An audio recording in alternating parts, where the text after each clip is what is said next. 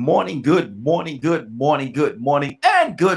everybody. Good morning, everybody. Welcome to another episode of The Morning Glow. Welcome to another episode of The Morning Glow. Got a great broadcast lineup for you this morning, as we always do.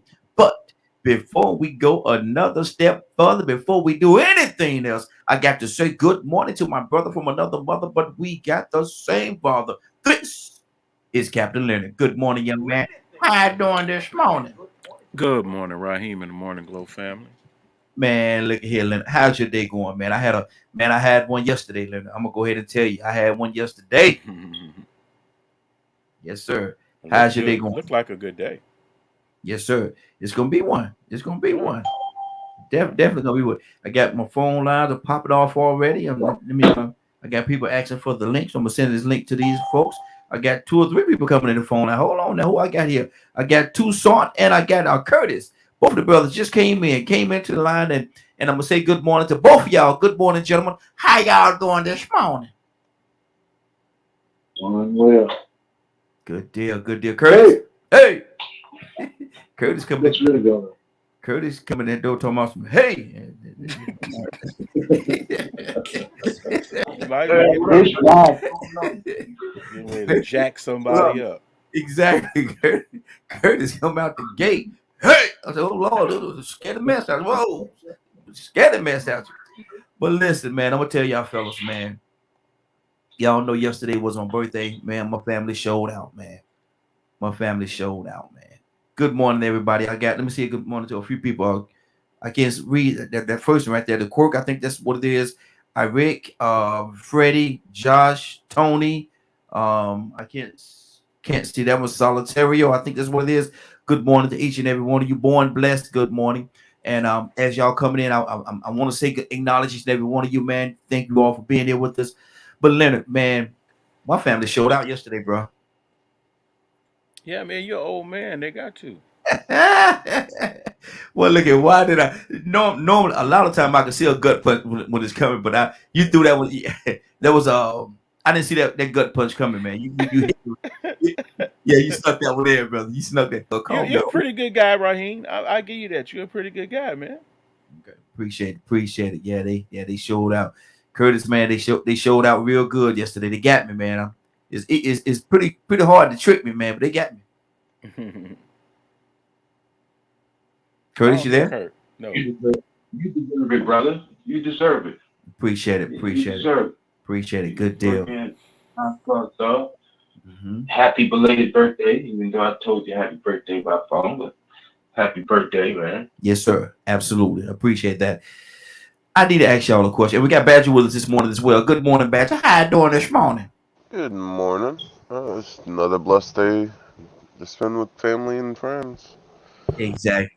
I want to ask y'all a question. This is Black Conversations today, man. So we're gonna jump around. I'm gonna ask y'all what y'all want to talk about, and we're gonna talk about a lot of different things today. But I need to know this. And then I know I think I know which direction you're gonna go with this, but I'm actually in a way. Why? And we're gonna say people. We're gonna say people. Black, white, orange, polka dot, stripe, whatever it is. Why can people be so evil, cruel, and nasty toward each other, man? What is it that drives a person just to be nasty, Leonard? What is it? Different strokes for different folks. Some people enjoy that. They get something out of it that satisfies them. Mm, Whatever it may be, it's satisfying. wow. They're wicked. Mm, I mean, I know a lot of us don't share the same opinion, mm-hmm. but there are some people that just are the spawn of the devil. They just that wicked. Wow. Wow. It's always a fight between good and evil. Mm-hmm. Constantly. This notion that everybody at one point was good and all that's a bunch of crap. Mm-hmm. There's always been evil. Mm. And see, and that's the thing right there, man. It seems like time would reveal and teach people things that like I say, evil things. When people are doing evil, man, time has a way of showing and revealing what it is. Why can we learn from the errors of our past, man? Because some people are gaining from being wicked. Mm, I mean, I don't. Mm. It's not that Yeah, complicated, Raheem. yeah, yeah. And it's not that complicated. It's just so it's sickening, man. To Yeah, me, because it's sickening.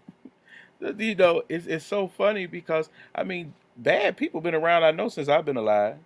Mm-hmm. Mm-hmm. So when I hear some of you talk about when it was so great, and you want to go back to what, a Mm-hmm. different kind of evil, or what? What are you talking about? Because evil has always been there. That's what I'm saying. If you didn't bring your best self to the present, Mm-hmm. that's the issue. Mm. Did you bring your best self to the present where we are now? Mm. You should ask Oh. yourself that question instead of looking at other folks. Mm-hmm. Yeah, that's good. Curtis, what do you say to that, brother? Why can people be so mean, nasty, and cruel? Just ugly to each other, man. What is it? Man, for most people, it's easier that way, Ryan. Yeah. Mm. It's Wow. it's easier to be that way. If Tell I'm them, evil, Curtis. if I'm nasty, if I'm evil and I'm nasty, guess what I don't have to do? Mm-hmm. Guess what I don't have to do? What's that? I don't have to deal with people. Mm-hmm. If I'm evil and I'm nasty, I don't even have to talk to people. Mm. And being honest and true, most people ain't gonna talk to me. Mm-hmm. You know what I mean? I mean, it's a shame that it's done got to that. But ain't that hurt? You know. You're living pretty much as a hermit at that point, then, aren't you? Well, yeah, you living as a hermit, but you enjoying that. That's your enjoyment. It's you don't have to deal with the you don't have to deal with the idea of you don't have to spend no time getting to know nobody. You don't have to spend no time investing any kind of feelings and or emotions in anybody. Mm-hmm. You don't you don't have to divest yourself of anything for anybody. Mm. It makes on the surface it makes perfectly good sense. But here's the thing that I've known, that I've figured out. I ain't never known an evil and mean person to die happy. Mm-hmm. Absolutely. Absolutely. Mm. So you make the choice which one you want to do. Mm-hmm. You know, I mean, Leonard is right. Evil has been here since the creation. According to canon scriptures and texts, Mm-hmm. evil has been here since the creation of the world. You know, and it has even been as blatant. It has been, you know, as blatant as it is today. Just not in this form, Mm-hmm. but at the end of the day, man, people are evil and nasty and mean like that because it's comforting for them. Wow. It's easier for them. They ain't to say that now.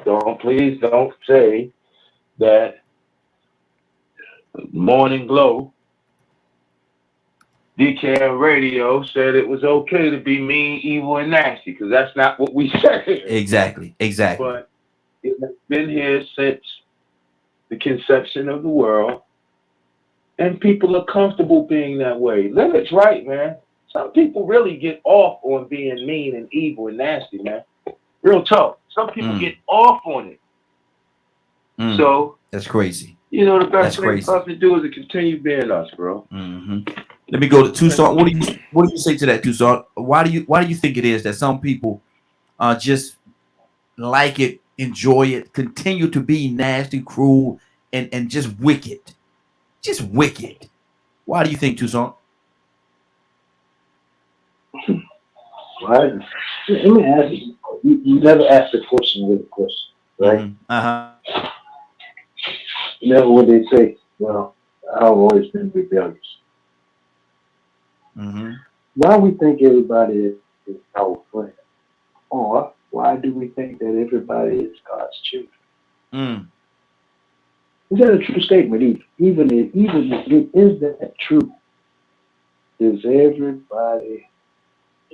everybody God's children? He said, children of God. Do you think that? No, because I know there's a scripture that reads, if my people who are called by my name. Oh, He don't say okay, all people. He don't say all people. He said if my people. There's a separation there. okay. I'm glad you said that. I'm glad you said that. So, why do we expect evil people Mm. to turn from their wicked ways or repent? Do you Mm. expect them to do that? If you, I don't know how you, but there are some people, even Jesus, when he was the conversation that I was with, he called him. He says, "You just like your father, the devil." Wait a Mm-hmm. minute. That Mm-hmm. means Just like that. if Mm-hmm. he if he said that, then that means the devil got some children too. Yeah. Yeah. Thank you. And then some people say the devil made me do it. Well, the third of the angelic host got kicked out with it. Mm-hmm. Wow. So he don't need to. He don't need to do it. He don't have. Remember the man that had uh, legions Mm-hmm. in him. Mm-hmm. Jesus asked the man his name. He said, "What's your name?" He said, "My name is Legion, because we many." Mm-hmm. Yeah. Yeah. So, so if and then here's another thing. If you so say you cast out a demonic force out of a person, here's what he do. He go get his friends that are more wicked than him Mm. into the swept house and bring havoc in place. That's why people, you know, um, sometimes it seems like they crazy as all get out. Then they be all right, and then you said, "Man, he worse than he ever been before." Mm-hmm. So I'm just saying, we have a tendency to believe that everybody is God's people, but Mm. some people would admit to you that they on the devil's side. They worship him and praise him. Mm. So will they Wow. make you know? And I'm gonna say this. I've said it. Some of them you elected them. Mm. Wow. Wow. Mary, good morning. How you doing this morning? Mary, Good morning. good morning. Good morning. I need to hear you and tell me, why do you think some people are just mean, cruel, nasty, and evil? How can some people just be that way, be comfortable with it, and happy with it? Um, I don't know because I don't understand it, Mm-hmm. but I do know there's people like that out there.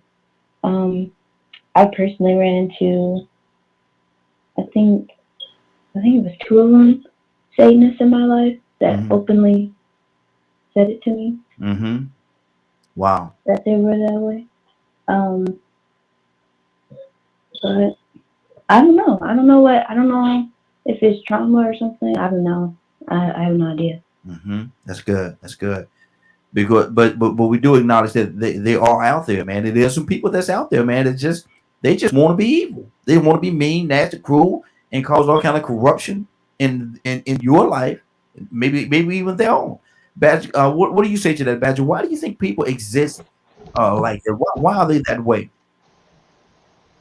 I guess it's two different perspectives.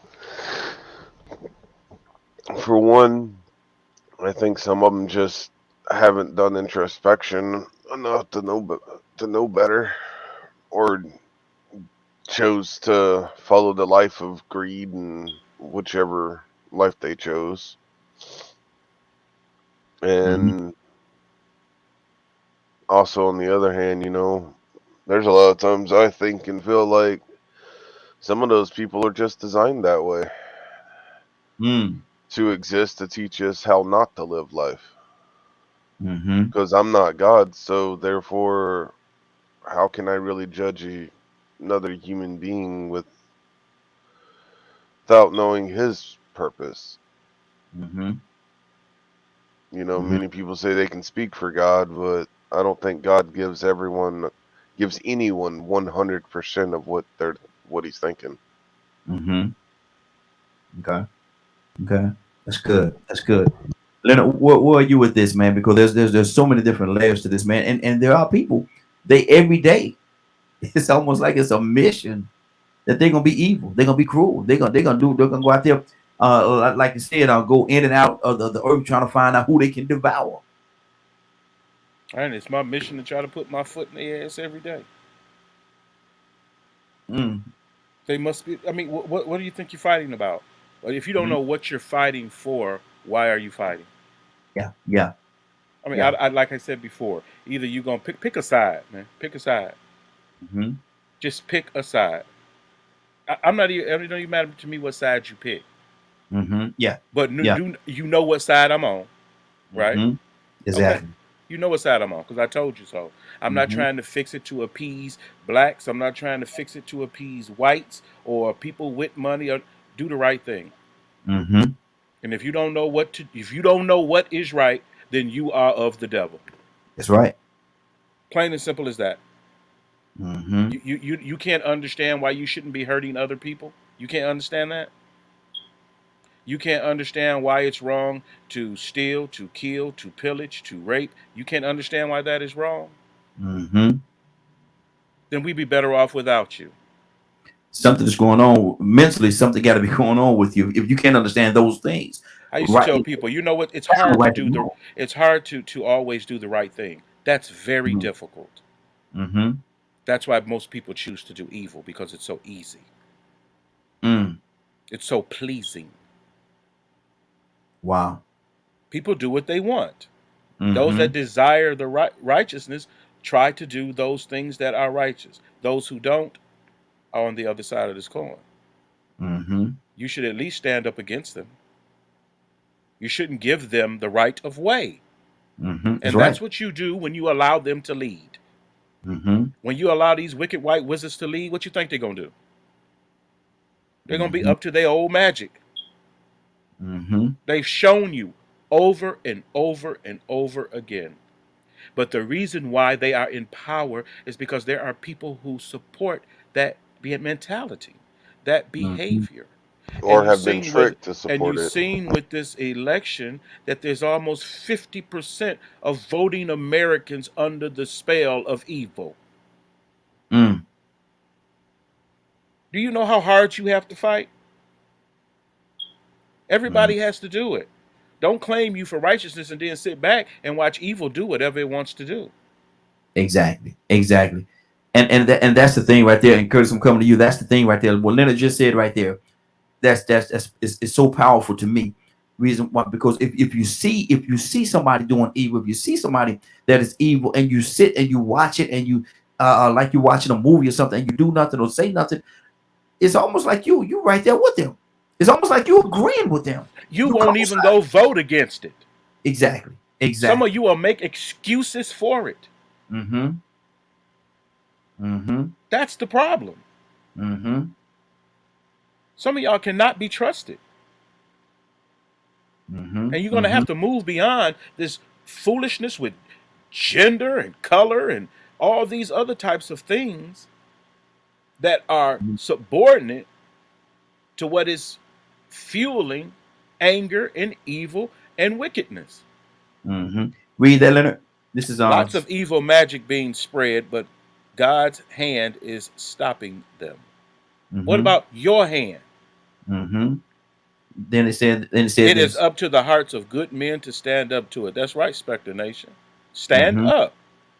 There's Mm-hmm. nobody asking you to do much more than that.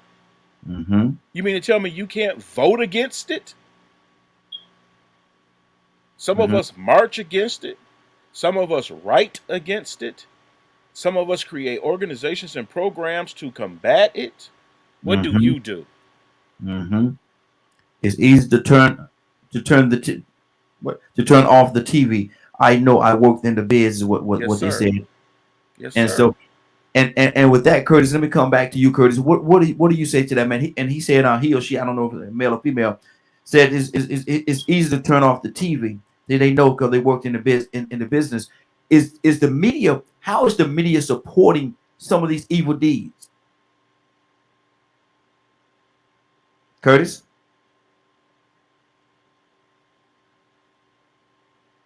Curtis might be away from his line or fighting with that And fighting. also, let's clear this up as well because that's another divisive tactic. Media got both sides too. Mm-hmm. You got this half of media that supports the truth, and the other half of the media that supports lies and division. Mm-hmm. Mm-hmm. Choose. Exactly. And what's that? Spectre Nation. Spectre Nation. Spectre Nation, you give us a call if you're available. Give us a call. We'd love to have your input as well. 508-923 508-924. I'm sorry, 3521. 508-924-3521. If you're available, give us a call. Tucson, what's on your heart, man? What do you think the media does the media play any part in this evil or pushing forward this evil?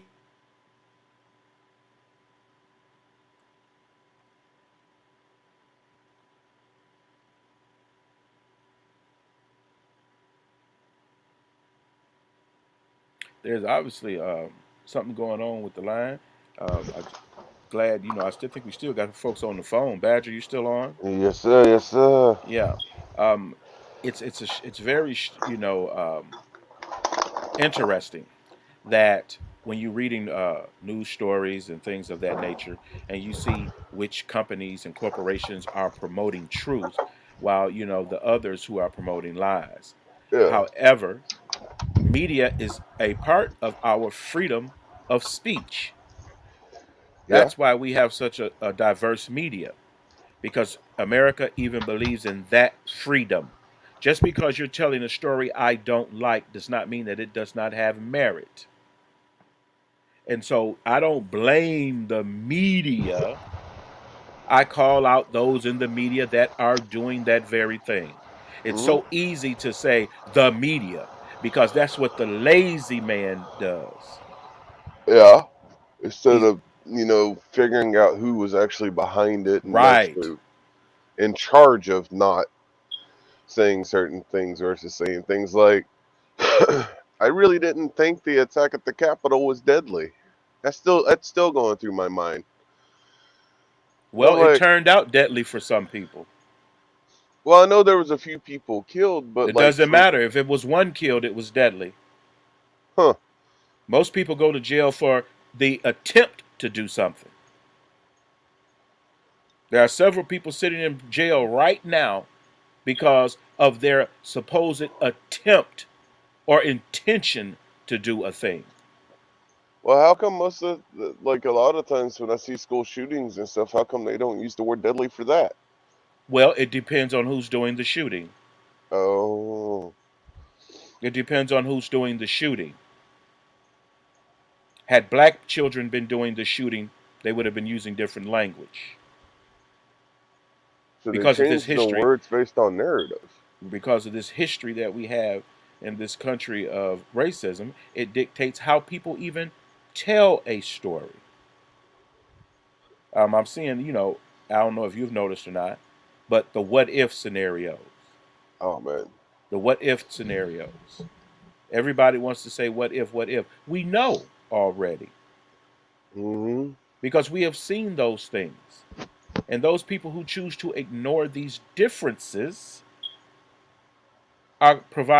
are presenting obstacles to where we need to be as citizens. Yeah, last night, dude, I ended up in a chat. I'm still trying to get him to at least call in at Hopefully some they point. will, because one thing about He's uh, uh, he works in the healthcare system. right, And Mm-hmm. you remember me sharing the experience I had about how because I'm white, I have less access than if I was a different race. yes, which He's is dealt with it strange, firsthand.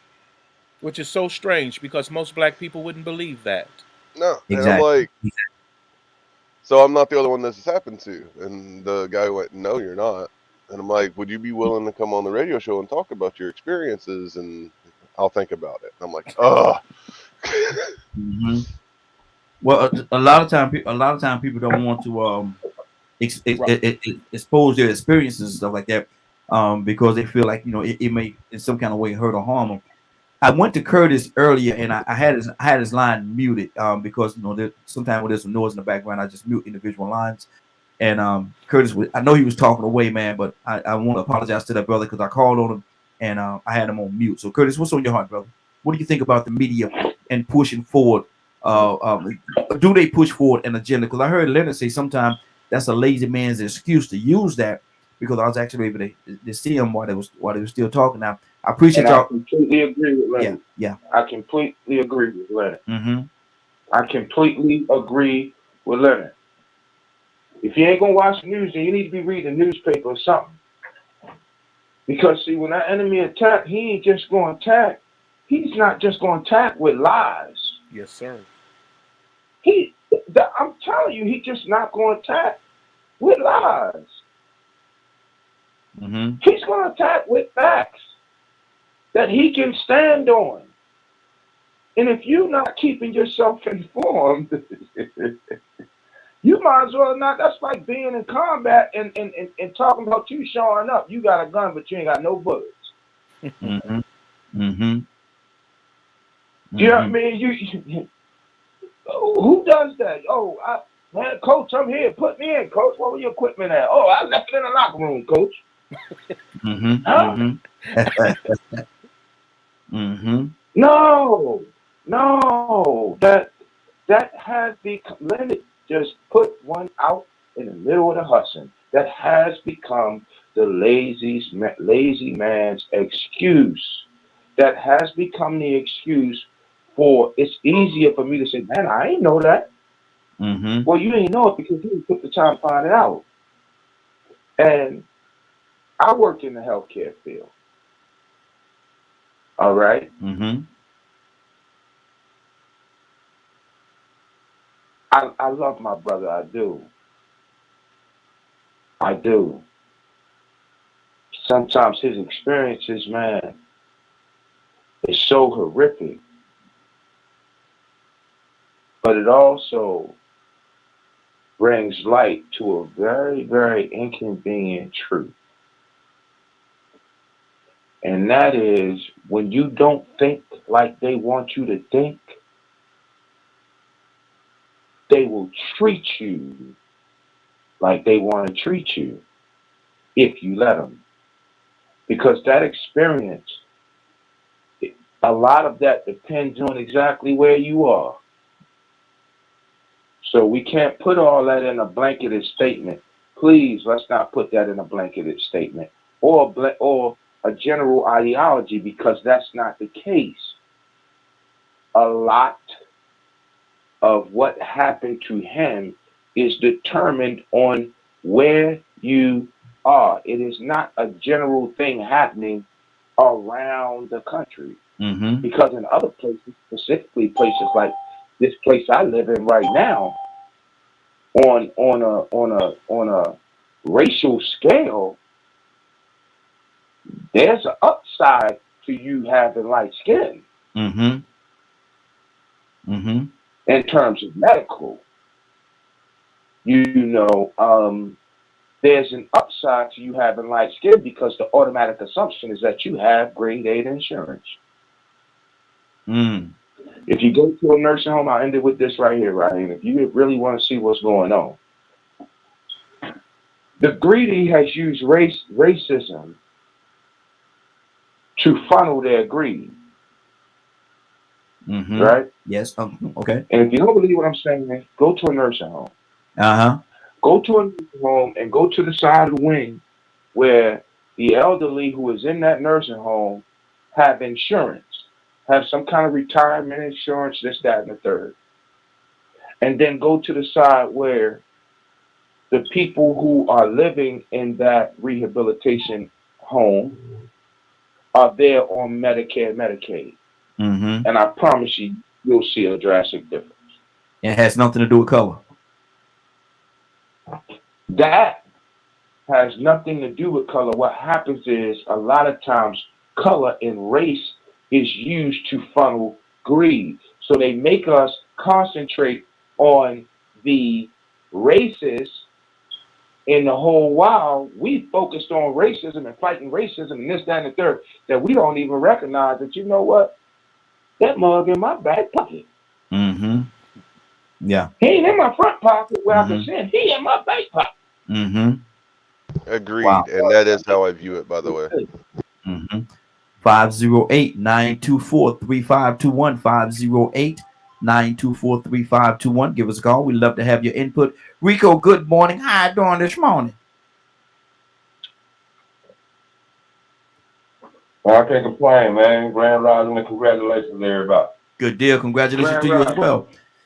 Rico asking a question, man. Why is there some people in our existence that just strive on it's almost like they live for being mean, evil, nasty, and cruel, wicked? Why are there some people in our existence that's their it seems as though that's their agenda in life to do that? Why? Because it's an adrenaline rush to see what type of control they have, to see what type of impact they can have on somebody else's life. Mm, And it leads from being what the outcome is to just the fact that look at what I can do. mm, So they don't care who they can destroy. They just know I got the advantage and I got the capability to control the environment and the outcome of things and people around me. And and you could get power hungry. mm-hmm, So I think that's where evil comes from. Sometimes it comes from jealousy. mm-hmm, And then sometimes it comes just from being programmed to be barbaric. I've read stories of George Bush's, not HW, but the oldest one. Well, not W, but HW is on father Prescott. mm-hmm, They taught their boys to take advantage of their friends, and if push come to shove, rape them, mm. other little boys, to to show their dominance. Good Lord. So those are little boy gangs, and sometimes there's an atmosphere that exists not only with black guys, but I mean with white guys, but with some black guys. You know what I'm saying? They don't go as far as raping, but they want to let you be the bully. They'll teach their sons to bully other little boys and sit back and watch Mm, They them because they racism. don't want their boys to be the ones that are bullied. So that's one example of it. But then, like I said, you have that situation where men like to dominate men to the most ultimate of domination. It happened mm, in slavery when they was book breaking, mm-hmm, completely evil. But there was a display of power, a display of power, and then another way of mentally breaking down the image of a strong black man to not only the rest of the black men, but the young black children and the women. mm, So it was a domination thing. It was to show you that I got the power. I got God power. You can pray as much as you want to, but while you right here in my presence, whether I could do it in your face or do it behind your back, my barbaric and jealous intentions will make sure that I control your environment to the way I want to.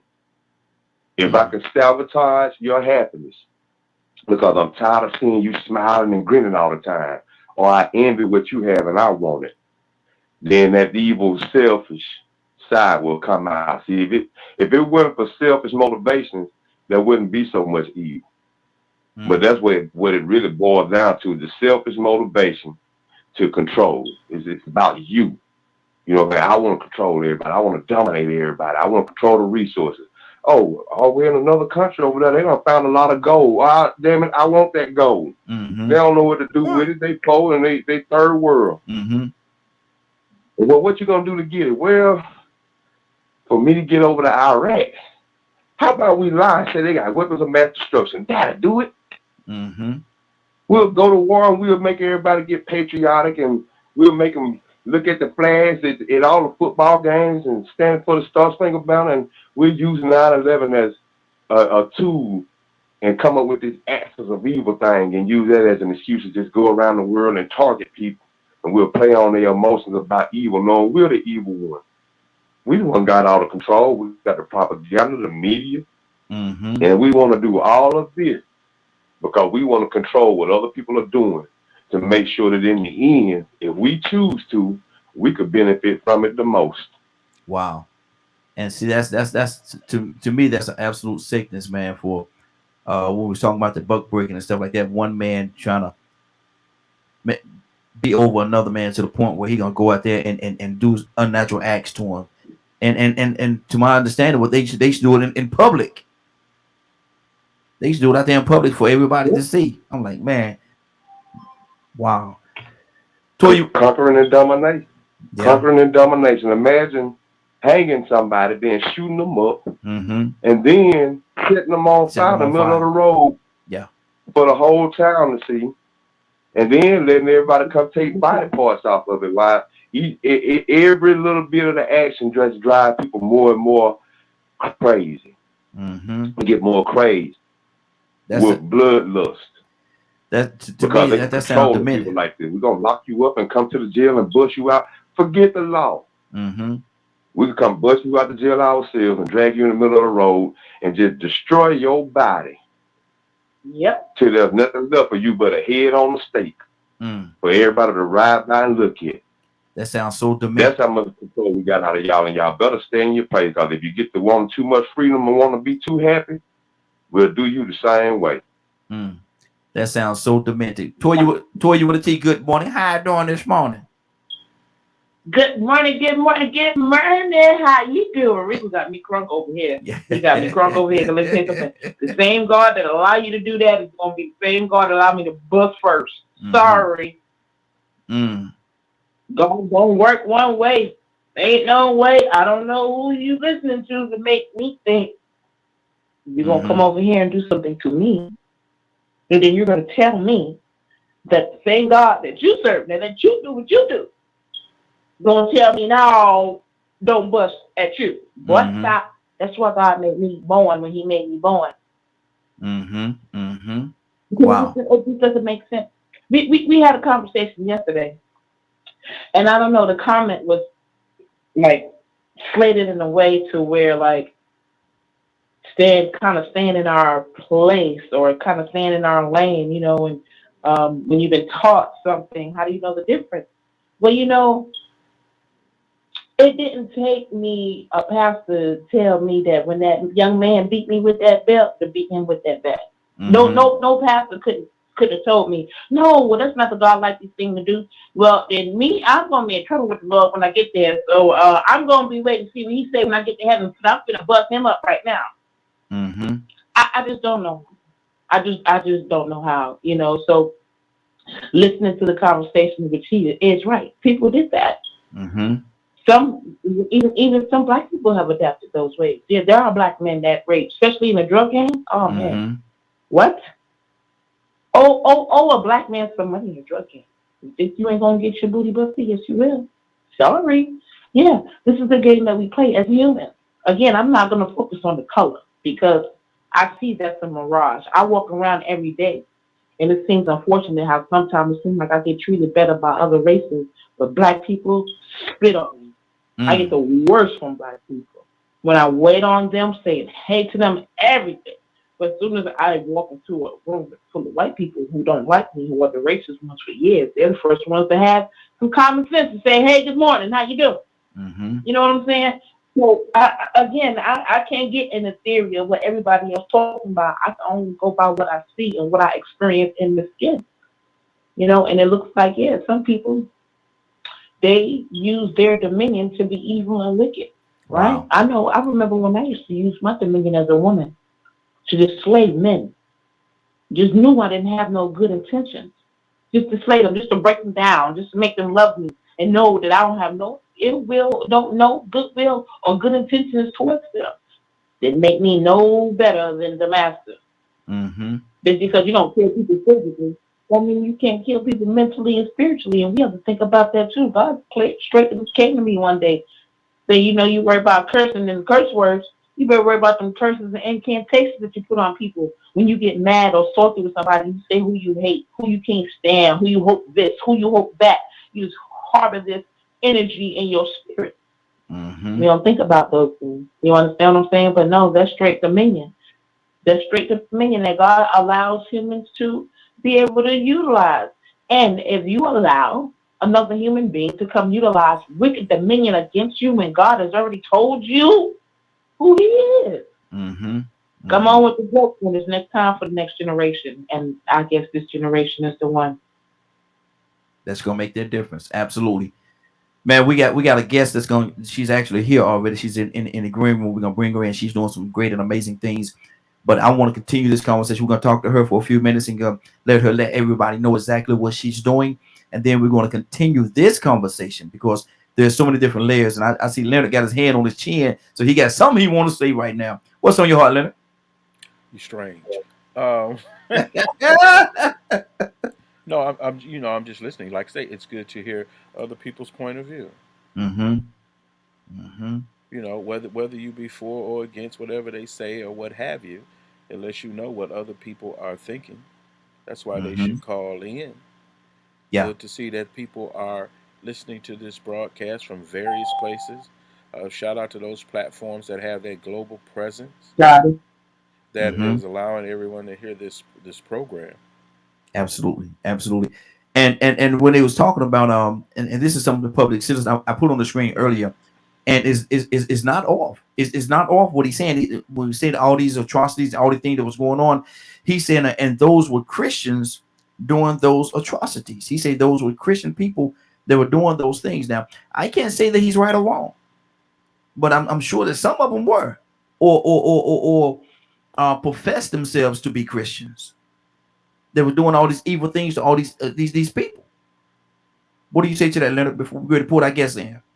I base people on what they do, Mm-hmm. whether they're Christian, Jew, whatever they may be. Mm-hmm. All Christians aren't like that. No. Talk about the culprit. Talk about the culprit. See, we gonna quit doing the lazy man thing. Mm-hmm. It ain't Christianity that's the Mm-hmm. problem. Mm-hmm. I can It's agree with that. wicked men that are the problem. Mm-hmm. I can agree with that. But my thing, my issue is, and like I say, I like to deal with both sides of the coin, man. We're gonna get our guests because we could go so deep on this right here, and hopefully we will. But my thing is, how do you go to church? How do you go to church and say you're going there praising God, and then come out of the church and go to a public lynching? Easy, Mm, easy. Going to church don't make you nobody. What mm, does that have to do with it? You went to go see what was going on. There's probably a good preacher over there, good choir members, girls sang you out your clothes and make you walk the benches. mm, Everybody that call them Christians ain't good people. mm-hmm, Never have been. mm-hmm. Some folks use it as to hide behind it, and then blame God for what they did. Wow. Let's get our guest in here, man. It's 8:30. I told her we're gonna have her on at 8:30, so I'm gonna bring her in, let her introduce herself. Here we are, Miss Green. Good Good morning. morning. How you doing this morning? I'm wonderful, and you, and happy birthday again. Thank you. I appreciate it. I wanted to bring you on, and you've been on with us before, but I wanted to bring you on and let you tell some of the things that you're doing, some of the activities that you have going on, great things that you're doing. I want to introduce you to reintroduce you to the audience. So tell everybody a brief introduction and tell them about some of the things that you're doing. Good morning, my listeners. Thank you for allowing me to come in this morning first. I'm Taretha Green. I'm the founder and instructor of Keep It Moving Aerobics, and this was founded in the year of 2003 to encourage active adults and seniors, disabled, those that have limitations to be able to still keep it moving. Because as you get into age, and some people don't even get into age Mhm. before something happens to their bodies through an accident or generational line things that go through your body, and affect your limbs or something like that. Um, and a lot of time people don't understand the depression that people encounter in when they have limitations. People that have like retired from 30-year jobs, and once they retire, they go into some type of limitation. They're disabled, done work their whole life, and now you turn into a disabled person, and that can be very damaging to the mind. I have counseled so many people in that area that feel like their life is over because they're not able to travel anymore. They have to be in a wheelchair or even confined to a bed. But my aerobics is incorporated with everybody, no matter what condition you are, and even being obese is a handicap. Because you're not able to do as much as you would normally do as a smaller person, and just the smallest thing as walking through a grocery store, it can be a limitation to somebody, considering their age, their weight, hip replacement, knee replacement. My class cover all of that. You can be in the bed and still do my aerobics. And I have teamed up with a new location. I had 3 locations here in the city of Atlanta before the pandemic, and I have people that have come out of wheelchairs and able to walk again through my class. I have people that was really obese. They have lost weight and they're able to go out and work at Six Flags. You know how much walking you got to do at Six Flags? They were able to go back and start walking Stone Mountain, 5 miles, and do so many things that they thought their life was over with. And what I want to share quickly, my new location, I have partnered up with Oak Street Health. Their location is 2732 Keller Road in Decatur, across the street from South DeKalb Mall. And, I have teamed up with them. I am an independent contractor with Silver Sneakers, Activity Health. I'm able to take Silver Sneaker member cards, and those that have a red, white, and blue card on Medicare, you can. The Oak Street is able to take your cards, and this class is free, and it's 30 to 45-minute class every Wednesday. We've started out with twice a month, but we have 2 classes back to back until we get the class built up and some of this pandemic pass on, and so we can have it. And you have to RSVP, and I do have the number that they have to RSVP. It's 770-508-0991, and you ask for Miss Callie, and all insurance is accepted. And people have so much benefits that they don't even know. And also, if they cannot come out of their house to the building per se, I do my class on Zoom as well, and they have to contact me, Miss Green. My number is 770-417-7651. And maybe someone want to get their grandmother involved, their granddad, yourself, and we do it on upbeat music, old school. I'm an old school girl. I love old school music. Some old school, some upbeat stuff to make you forget about your pains and your sorrows. And music is a healing. All music I don't listen to, because some music could bring you down. But I get up in the morning. When I was working in the school system, I get up because I had to be work at 7:30 a.m. clock in. I get up like 5 o'clock in the morning, going up Covington Highway with Rick James playing. Come on now. Hammer. People that's gonna lift you up. I go up in there to be they look at me like I'm crazy.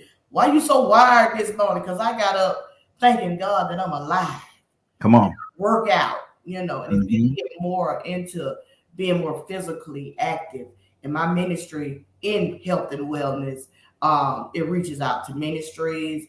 They can book me for events, instead of having grits, eggs, and bacon and all that stuff. Bring in something healthy, to the organization, because it's too much obesity. Obesity is the second leading killer of mankind. And that's what I encourage so many people to start working out.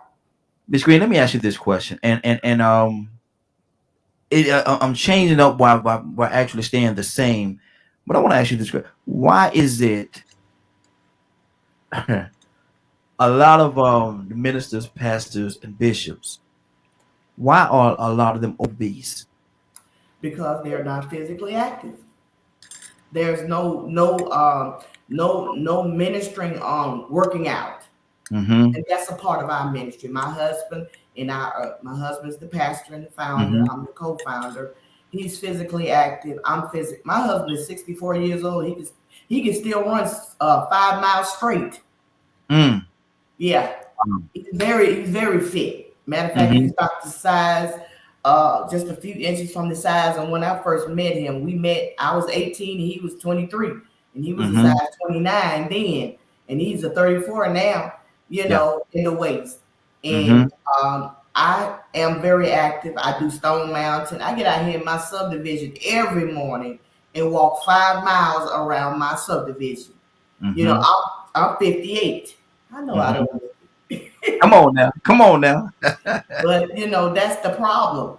Ministries are not all ministries, because mine is my husband and I. We promote health and wellness in our church.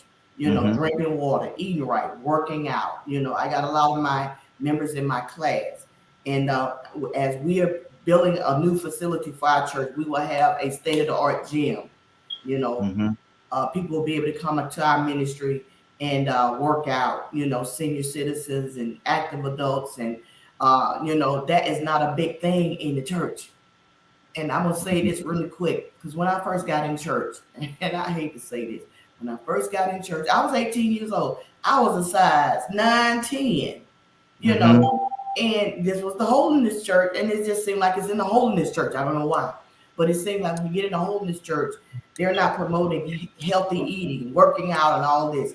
And when I first got in, I was a 9, 10, bam, bam, bam. And within 3 years, I'm 230 pounds, wearing a size 22. Mm-hmm. Because what we do, they Mm-hmm. got the chicken dinners downstairs, y'all. Everybody going downstairs to eat, but Mm-hmm. never any events of working out, of teaching health and wellness, and everybody come in and say, okay, you got to come in now, but you leave your shape at the door. You leave Mm. your beauty at the door. You leave your lipstick, leave your makeup at the door. And I went into that same mode. But when we Mm-hmm. first started our ministry, I'm like, something ain't right. And God tapped me on my shoulder. He said, you can't promote me like this.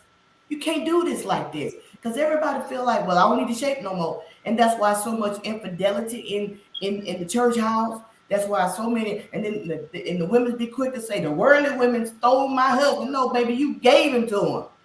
And I Mm. seen on Facebook a lady put on here. She had been married so many years with her husband, and he went out here and cheated on her with somebody that works in the office world with him. And he said the lady looked. She said the woman looked just like her when they first met. What that Yeah. tell you? You lost yourself. You can't Mm-hmm. just marry a man and you got them papers. That don't mean you just let yourself go. She's like, well, I had his children and I gained this and that. What that mean?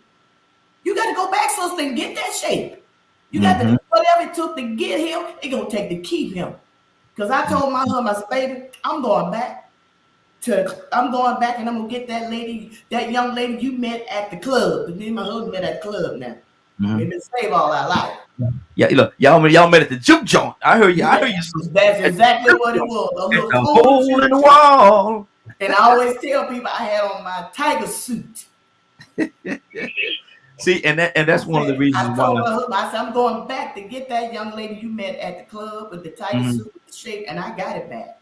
Oh, mhm. yes, I did. And let me say, Miss Green, let me say this to you. And that's one of the reasons why I wanted to have you on here and talk, because I know you're gonna be 100 with it. You ain't gonna sugarcoat it. You ain't gonna try to dress. We ain't this and we ain't that. No, no, no, no. See, a lot of times people get that idea once they become saved, they forget they had a past.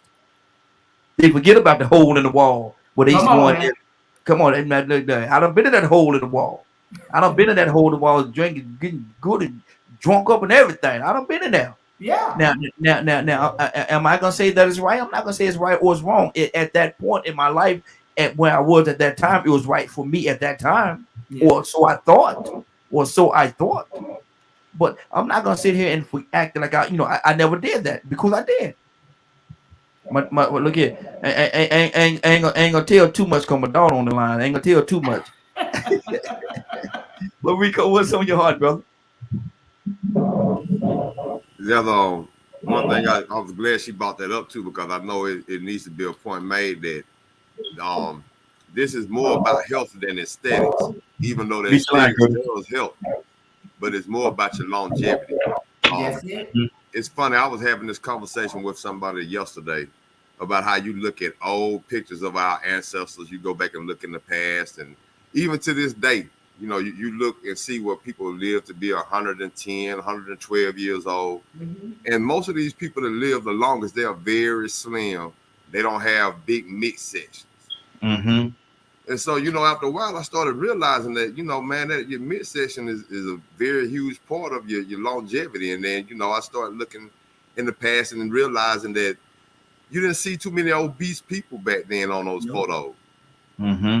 And then slowly you may have started seeing women, like in Tom and Jerry cartoons and in certain movies, you start seeing that the heavy set black woman that took care of home. Mm. Mm-hmm. She got heavy set because she was always cooking, eating in the middle of cooking, and taking care of home and not being out in the field. So God. I guess that's when they left from the slavery part of life until going into the home and being more of home care, caregivers. So Mm-hmm. you started seeing that obesity come around a little bit within the women. Then Mm-hmm. little by little, you started seeing it in the children. And now you see it in the males and the children. I mean, at a very young age, man, you see 4 or 5-year-old children that are 3 times the weight they should be, 4 times the weight they should be. They're so heavy that they look tall. Have you ever seen somebody so fat they look tall? You think they're taller than they are because they too wide. I mean, and so Uh-huh. A you circle. see, you saw that evolve into to something now that is common. Now you see it as a very common thing to see people obese. I remember the first time I went to New York, I didn't see too many obese people, and I was amazed. I was like, wow, I don't see too many people as out of weight, overweight and out of shape. But then I thought about all the walking that I saw people doing to get back and Mm-hmm. forth. I was like, it's easier to walk and get on the train and walk than to drive some of these distances.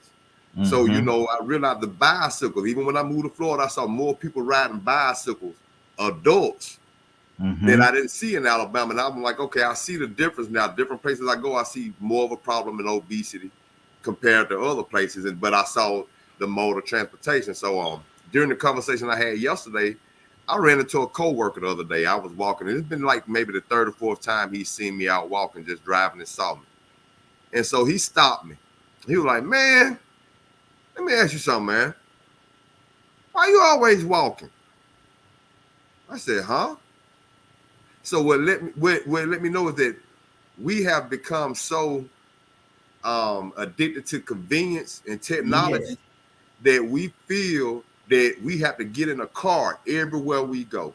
Mm-hmm. Mm-hmm. Even if it's, man, I got a friend that went around the corner from his apartment to his sister's apartment, and he crunk up his car. I walked from his apartment to her apartment, but by the time he Mm-hmm. got in his car, crunk it up, pulled around there, parked, and got out, I had walked from his apartment to her apartment and made it up to the steps. Was in there helping her. Mm-hmm. Lazy, Mm-hmm. too tired to go up the steps. Oh man, ooh, yeah, them steps getting some serious, man. These are steps in your home. You mean to tell me you're getting tired? So it let me know that we've been addicted to convenience, and we feel like that if we don't use a car, we're lacking. And so I had to let them know, man, this is about my health. This is about longevity. I said, man, I've had some instances Yes. where I've done some things and I got tired too fast. It was embarrassing. And I knew that if I'm tired and I got to catch my breath right now in this little bit of effort that I made, man, I Mm-hmm. can't make it another 10 or 12 years like this. I'm gonna Yeah. leave here. So it's like people have got comfortable and distracted with the vices that we have to indulge in compared to being concerned more with what we need to be, concerned with as far as our lives, as far as Mm-hmm. living. We have taken living so for granted that we would rather indulge and get our excitement and joy from indulging in these things than doing things to continue this life or to extend the life as long as we can. Absolutely. Absolutely. Toy, you want to talk to me, sis? Talking to me? No, we gonna Yes, ma'am. we Mm-hmm. gonna set that privilege is what it is. You know, sometimes we don't be knowing what we need, but God know what we need. And as Rico made that comment, you know, I had a car accident, so therefore I haven't settled yet. So I'm like, I'm over it. I'll wait till I settle. So I'm on public transportation, right? And I'm cool with it. Mm-hmm. But I thought about, I remember praying to the Lord, Lord, oh my gosh, help me get back into my routine where I would get up early in the morning, I go to the gym, and I could do this, and I could do that, and I could do this. So lo and behold, as I'm traveling on the bus, I'm sitting up here thinking, I gotta be careful what I pray for because I had a car and I was so lazy. I asked the Lord to help me get this routine going back in the morning, and I'm back in the beginning like how I was when I started off. You know what I'm saying? So Mm-hmm. it is true the convenience, but not only that. I think about I've noticed that I got up to 160 pounds, Mm. and I'm normally small. So I need to be walking right about now. You know what I'm saying? So oftentimes we don't understand how we do get adapted to this convenience. And sometimes when things happen, it's because of our own prayers. Because it is true, I didn't want to wake up in the morning, but I didn't know it was going to be because, hey, I ain't got no car and I got to get myself back into the routine now because I've gotten lazy. Thank you, Mm-hmm. Lord. I got to get back into the routine now because now maybe that's what had to do with my health driving in Mm-hmm. that car every day like I couldn't do anything. You know, and I don't think we think about simple things like that. And it's okay to be walking. It's okay to be using public transportation. It's okay because some people who don't have legs will be praying to be walking right now. Mm-hmm. Some people who paralyzed will be praying to be walking and not being pushed and drove around in a vehicle because they don't even have the opportunity to walk like me and you. So you're right. You know what I'm saying? Convenience has really gotten us lax on simple stuff, just color, just breathing, just waking up every day. We really sleeping on how much of a blessing it is. Because outside this body, we ain't nothing but spirit. Mm-hmm. Exactly. Exactly. Rico, read this here for me, Rico. This is Richard. Bateri Sachs Mm-hmm. says, I'm on the road right now, staying in a motel. I overheard some chubby teenagers complain that the restaurant was a 9-minute walk away. 9 minutes. And teenagers. Miss Green, teenage. We talking about teenagers now, young See, folks. that's what I'm talking about. You know, they if it's not instilled in these young people, they sit down on these games and they don't go outside and play like we used to back in my day. You know, the Mm-hmm. parents may get out there and play. They ain't gonna let you sit up in the house looking at TV and Mm. you know so many the you know the man-made things that we got the phones and all of that. It's just making people more late, and not just the children, but the young, middle age, older people. You know, they don't want to get up like the commercial. That's the craziest commercial about the little obese little boy called his grandma from the next room. Grandma, can you bring me another soda? Lord, Lord, Lord. You Yeah, know, his feet and the propped up too. world. He was just kicked back like the cane. Yeah, Hey, grandma. it's crazy, you know. But Mm-hmm. you know you know, it's and that's really my main thing. I went into. I did events at the Boys and Girls Club. I've done events at in the school system for the teachers and staff because they're sitting multiple hours a day. I Mm-hmm. encourage truck drivers, Uber drivers, you know, like the young lady said, you know, being in your car a lot. You know, people got to start not just trying to find that close spot when you go to the grocery store or any store. Park way off so you can walk. You know, Mm-hmm. get that heart rate going and you know, Mm-hmm. get that blood flowing because heart disease, heart failure, you know, you get blood because I did home health care for 20 plus years, taking care of all different types of sick people, young people, middle-aged people. And I would ask questions. I went to my medical school, got 4.0, you know, and learning about different things about your health. And I asked the doctor, I said, how do strokes come about? And he said, over the years' time, when people are eating a lot of greasy food, you know, back in the day when they used to cook that lard and you know, most people they don't Mm-hmm. buy quality, they buy quantity, you know, and you Mm-hmm. buy that grease, that oil that when it get cold, it conks up. That's the way of doing our veins when we're not working out. and it get blockage in there, and you have a stroke or a heart attack. A lot of people don't realize that. You got these hot wing stands on every corner, fried chicken places. Ain't nothing wrong eating this food, but work out enough to bring all this stuff up. Because you don't want to have. I've never seen in a day and a time where so many young folks are having to get stents in their hearts because of blockage. All this fatty foods and stuff just laying around your heart. Ice cream, sitting up in the bed at 10 o'clock at night eating a half a gallon of half a gallon of ice cream. Eating a burger, sitting up in, going to the all you can eat places, and oh my God, look, It's so much. Hey, It's so Miss much. Green, I'm a Green, talker. I'm Miss a talker Green, for now.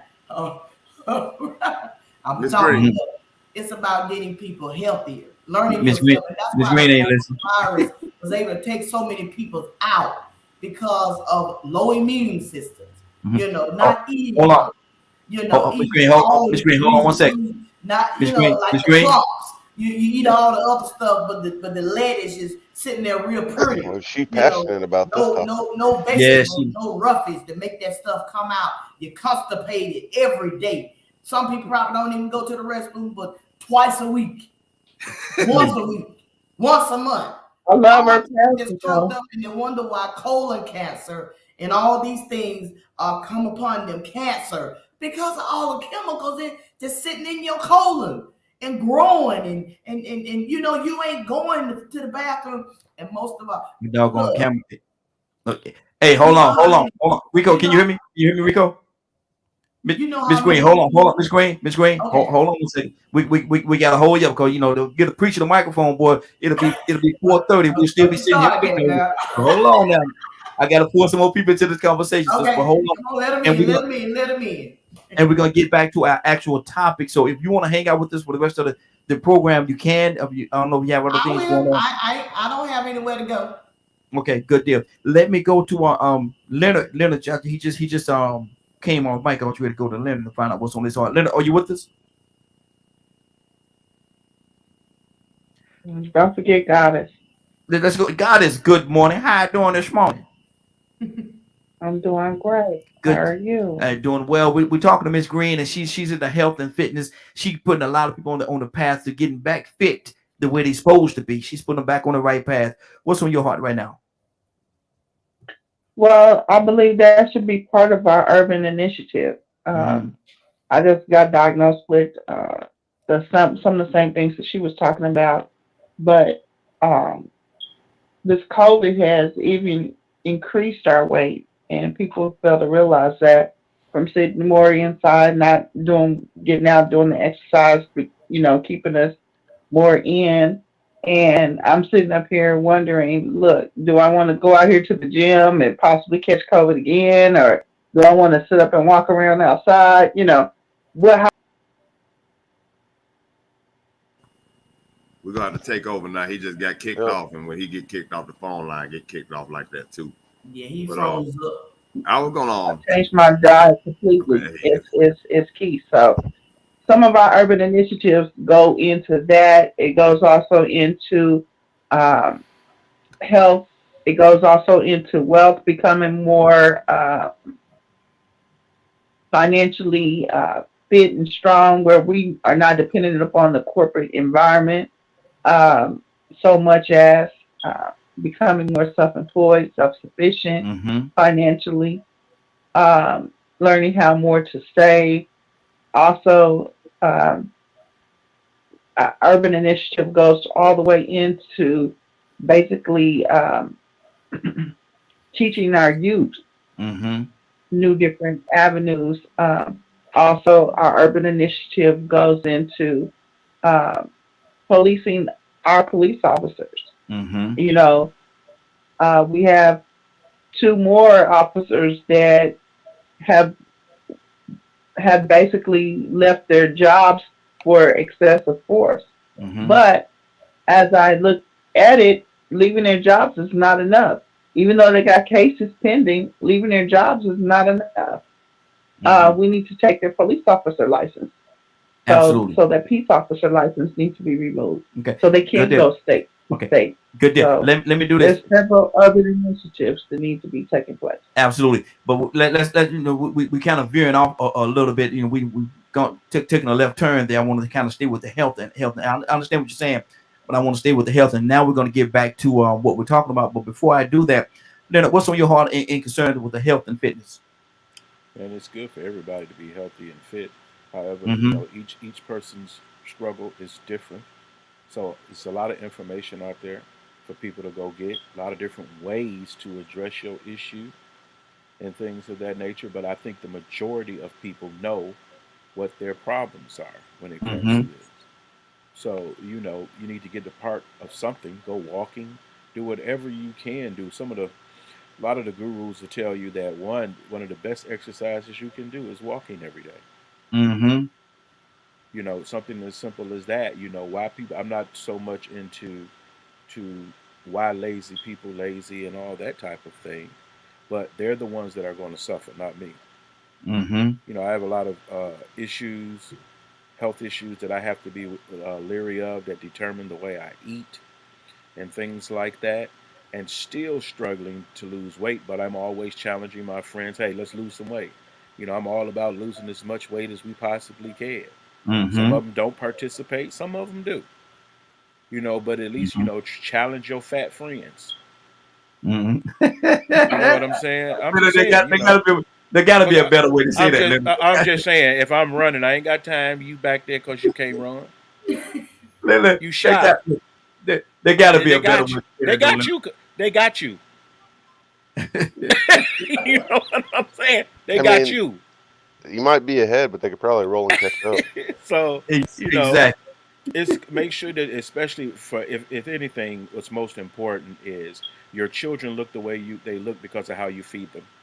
Mm-hmm. Absolutely. Some of y'all Absolutely. wouldn't feed y'all dogs better than you feed your children. Mm. Amen to that.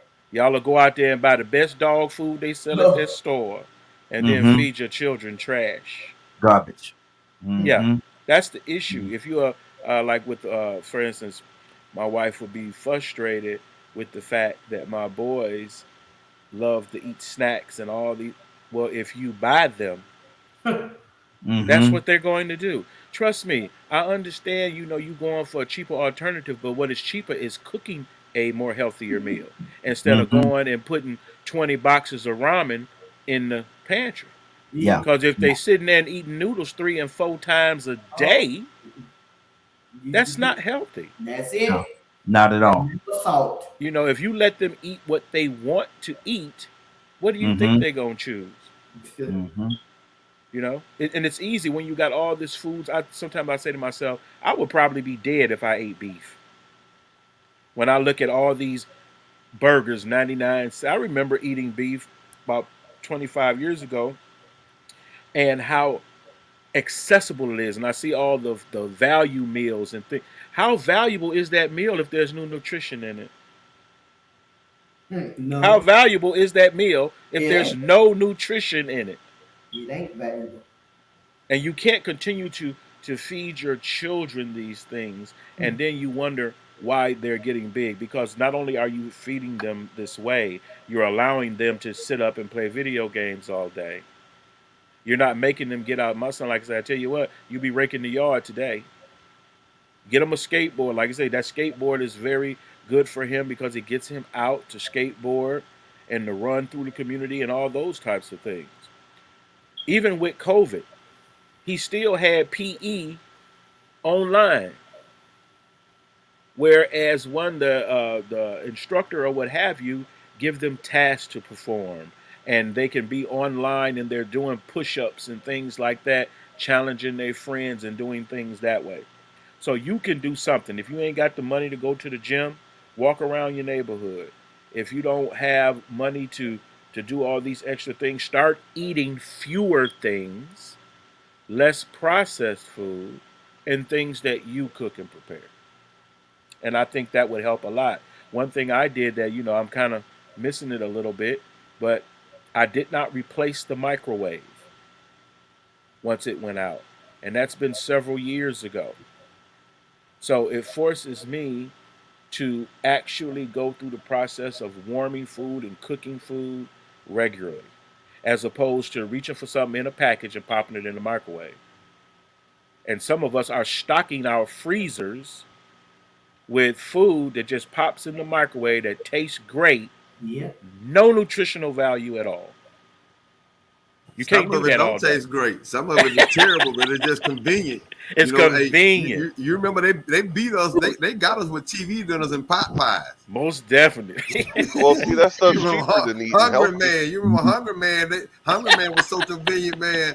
That made things easy for a lot of women. You know what I'm saying? The stove top stuff, and man, they came up with all this box stuff. You know, and I didn't mean to interrupt Leonard on that, man, but everything he said was true. And then he brought up activity. Activity is so huge. And I heard a lot of people use COVID as an excuse, but really and truly, COVID gave me an opportunity to be more active.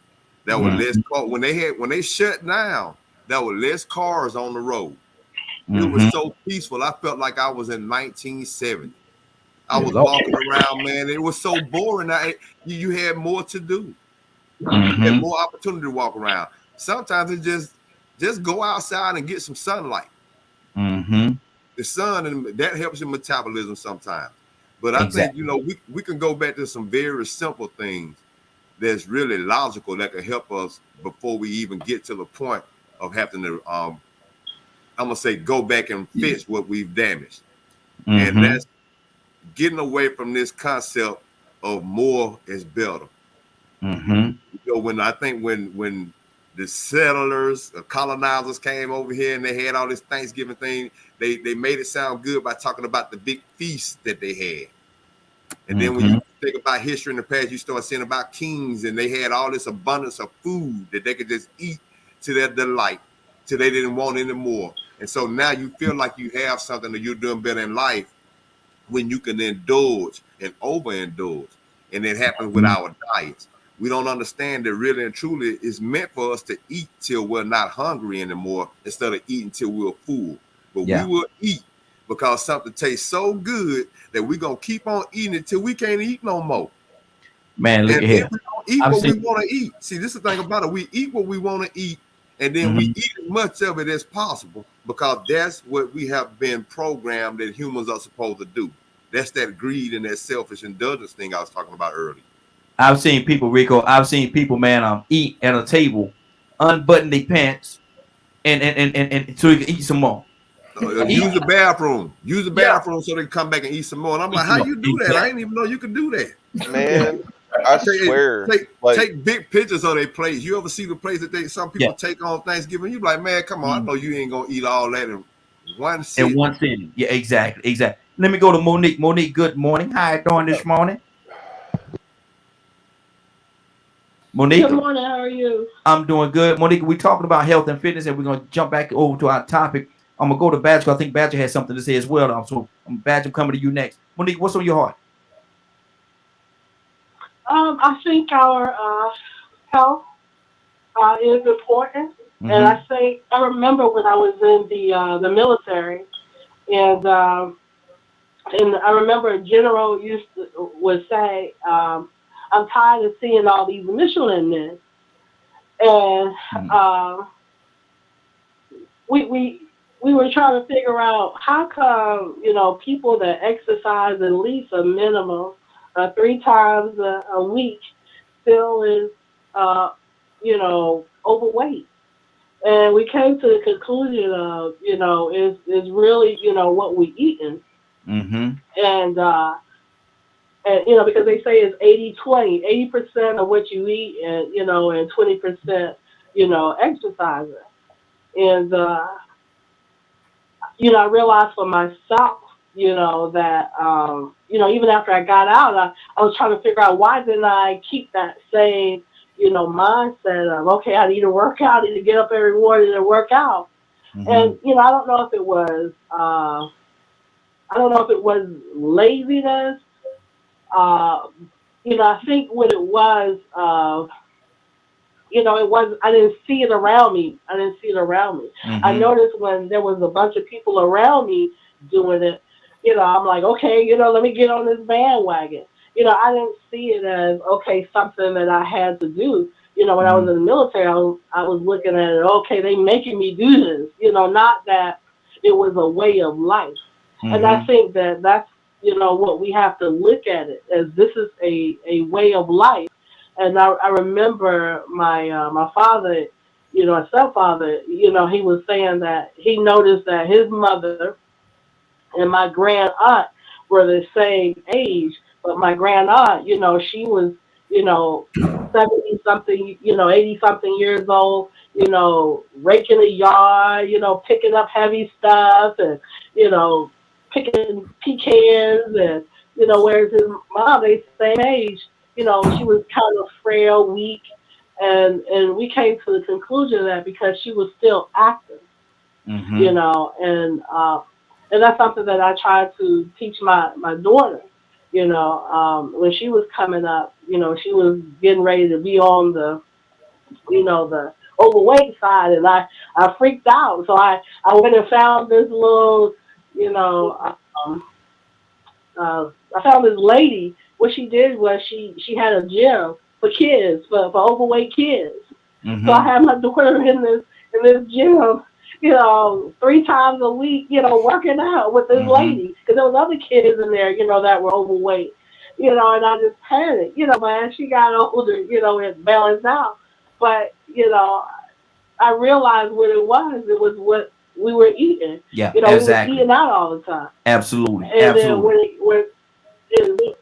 when the lady sat down and talked to me, she was like, "Oh, you gotta cook," Mhm. And so that's when I noticed that that's when everything balanced out for her. That's Where good. not eating out, eating all that processed food, and even when you go to like restaurants, even though um, Monique.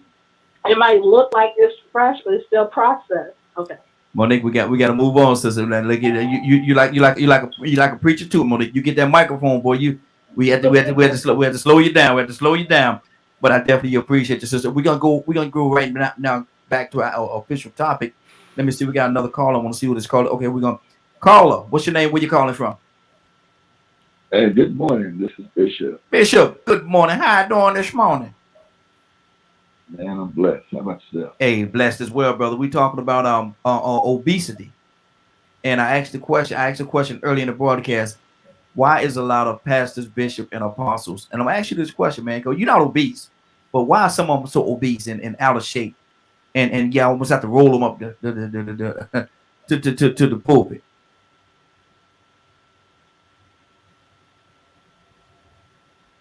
And he gets quiet on me. And he gets quiet on me. Yeah, yeah, because it's funny. You like something like that. I get the same about this.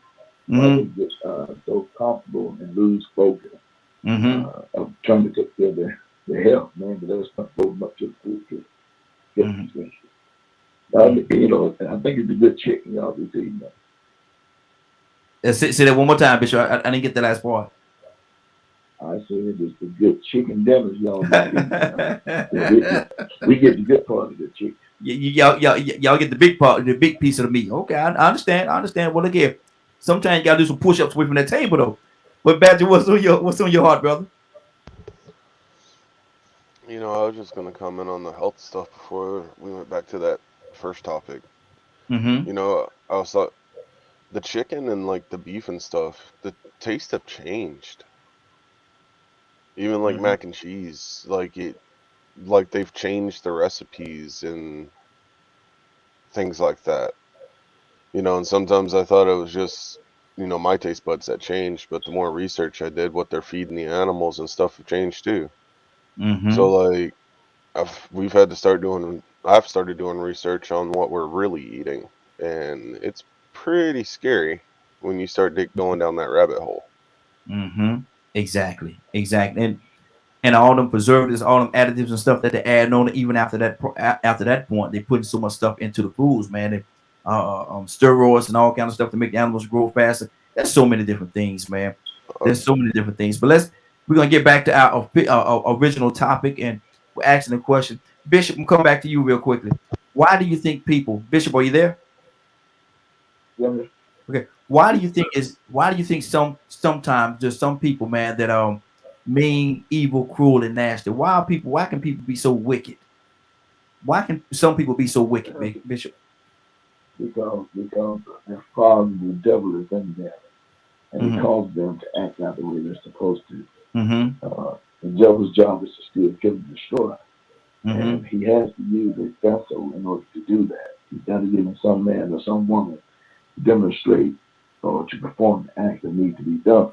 Mm-hmm. God is love, and his people trying to exude or distribute the love that God is in with it.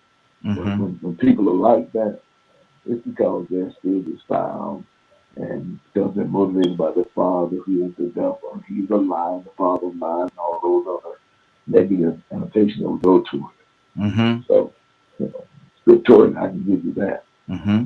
Okay, that's good. That's On top good. of that, a lot of people are jealous of who you are, Mm. what you got going on, how you look. Again, that's the spirit of the devil. And I had a T-shirt, man, that I made a couple of years ago. I said something about it on here before. A lot of times, the T-shirt read like this: people can't praise you in public because of how they talk about you in private. They can't praise you in public because they talk so bad about you in private. And so, because of the fact that they're doing that, they can't get in public and talk good about you, man. They beat you down, Leonard, in private so bad. Leonard? When you were speaking, Raheem, you had went out for a little bit, Okay. but I know that you were talking about how people just about the two faced people. Yes, You know, sir. you talking about them two faced people. Call them what they are. Call them what they are. Yes, sir. You know, some of y'all be hanging around with some weird folks, Mm-hmm. and for some reason, I think that y'all so comfortable with one another because both of y'all the same. Mm. Wow. Say it. Say You it. know, fake people usually kick it with fake folk. Oh, there you Mm-hmm. go. So you know, a lot of times you have to wonder: is anybody on my team acting like that? Mm-hmm. Is anybody that I'm close to that type of person? And one, I would hope that you wouldn't be doing that. Mm-hmm. You know what I'm saying? Like for instance, if somebody called me, such and such ain't this. Hold on, let me get such and such on the line. Exactly. Yep. Since you got something to say about such and such, let me get such and such on the line. Mm-hmm. Mm-hmm. Because I don't have that relationship with them. The old people Mm-hmm. used to say, "Dog, bring a bone, take a bone." Yep. Come on. So, so when somebody come to you talking so bad about somebody, did you tell them that? That's what I want to know. Did you tell them that? Come Mm-hmm. on now. We check people Mm-hmm. where I'm from. Yep. Where you might say something about somebody, and they may carry you right over there to them people's house. Now say what you said to me when he wasn't around. Yeah. There you go. You get shot up like that Mm-hmm. because you running your mouth, and somebody said, "Hold on, let's just go call them up. Let's go holler at them, see what's up." Because I don't Mm-hmm. have that relation. Somebody come up talking trash about Raheem. I don't have that relationship, Raheem. However, I think you should call and resolve that with Raheem, There you go. Mm-hmm. as Mm-hmm. opposed to putting bad things out about someone. Hmm. Like someone Mm-hmm. will say, I'll think that you're telling the truth. And one thing I say, ask me, because I say it to your face. Mm-hmm. Yeah. Yeah. And I ain't got to talk behind your back. You just happen to Mm-hmm. not be there. But do understand, I don't like you. You Mm-hmm. know it. Mm-hmm. Now what? Since up front, I mean, we know we don't like one another. I don't expect you to be saying good things about me. Mm-hmm. But you have to be careful about people that just like to start mess Exactly. and get you in there going back and forth. Half these women be fighting because of that foolishness. Yeah. He Mm-hmm. said, she said. Then y'all don't went to the mall and don't seen somebody, and now y'all fighting and killing one another at the mall over the he said, she said. Real men don't get down like that. No. So I'm No. sharing that with our sisters to let them know. Stop doing that. Amen. Mm-hmm. Just stop. Mm-hmm. You ain't got to participate in that type of behavior. Mm-mm. Leave it alone. He said, she said, or those people who talk a lot and then well, that ain't what I meant. I don't care nothing about what you meant. I heard what you said. Yep. It's not Yep. important to me what you meant. It's about what you said. Mm-hmm. And you can't take it back. Don't try to backtrack And like, you know how you have all these people that come out all of a sudden, they say one thing, and then somebody, next thing you know, they apologizing. Like, do Mm-hmm. you really mean it? Why did you say what you said in the first place? Was it Exactly. a lie what you said? Mm-hmm. You know what I'm saying? I can see if it's the truth, but a lot of times it be lies. Mm-hmm. Mm-hmm. Good deal. Good deal. Let me go to Kurt. Kurt, what's on your heart, brother?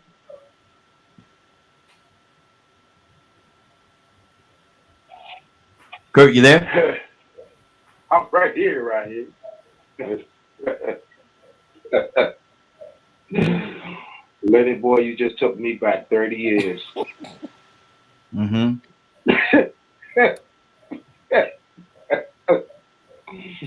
Listen, what you meant might have saved a life. What you said got somebody killed now. Thank I'm going to say it again. Mm-hmm. What you meant might have saved somebody's life. But what you said got somebody killed. That's in the city where I'm from. Mm-hmm. So if you don't tamper your verbiage, if you like to just run off at the mouth or say the first thing that come to your mind, it could get you and anybody next to you, anybody around you, or anybody affiliated with you Mm-hmm. killed and hurt. We as a collective have to at some point start to gather and teach one another how to speak Mm-hmm. to one another without emotion. See, if you ever, I'm pretty sure all of us have, but you ever had a teacher who their qualm in academia was the fact that their class was taught via lecture, right? Mm-hmm. And then you had that other teacher who class was taught his qualm was practice, right? Mm-hmm. Okay. If you pay attention to the way that both of them verbalize, the one whose qualm was lecture had a certain kind of delivery that would either bait you in or bore you out. But all at the same time, it was done in a way that almost did not offend. It stayed right in the middle of the road. See, Mm-hmm. today, folks really don't know how to verbalize. You can just look at the way people text. If you look at the way people text, man, that's a whole nother language, bro. Yes, sir. Yes, sir. Good That's a deal. whole nother language. Mm-hmm. Instead of typing before, a mugger put a B and a four. Mm-hmm. You know, for us drinkers, remind me of the inside cap of a Mickey's bottle. Look at But Kurt. you know what I'm talking about, Lahini. I know exactly what you're talking about. Look at Kurt done took a turn. Let me go. We got 20 minutes after. So what we're gonna do? We're gonna get to our 3 minute thing. Everybody keep your comments within 3 minutes so we can get more people into it. We got quite a few people here. So let's keep it in that 3 minute radius. Mary, what's on your heart? Oh, I'm just listening. Mm-hmm. Mm-hmm. Okay. Good deal. Good deal. Miss Green, Yes, sir. let's talk. Sister, what's on your heart? We talking about the mean, nasty, cruel, and evil people. Why in the world do they have to even exist? Why are they like that? What can we do about that? Well, the devil was cast down here on earth because he was trying to take over in heaven. So when he Mm-hmm. was cast down here, he just took over people that wanted to be evil, didn't want to have a heart and be good from the beginning. And the world is built up with good and evil. It'd be great if everybody was good, but that's not the way things roll. So those that, have that mind, that mind that the devil can just get in and just make them, as I was hearing what the brother was talking about, how I caught it, the butt end of it, about was it the church that was doing some evil stuff to some people?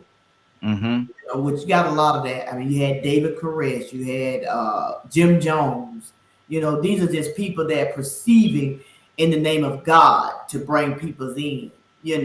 And that's why we have to, pray before we go to any church. Just because it's a building with pews in it and a pulpit and a man standing behind the bookboard with a robe on and got God in his name, that don't mean that he was sent by God.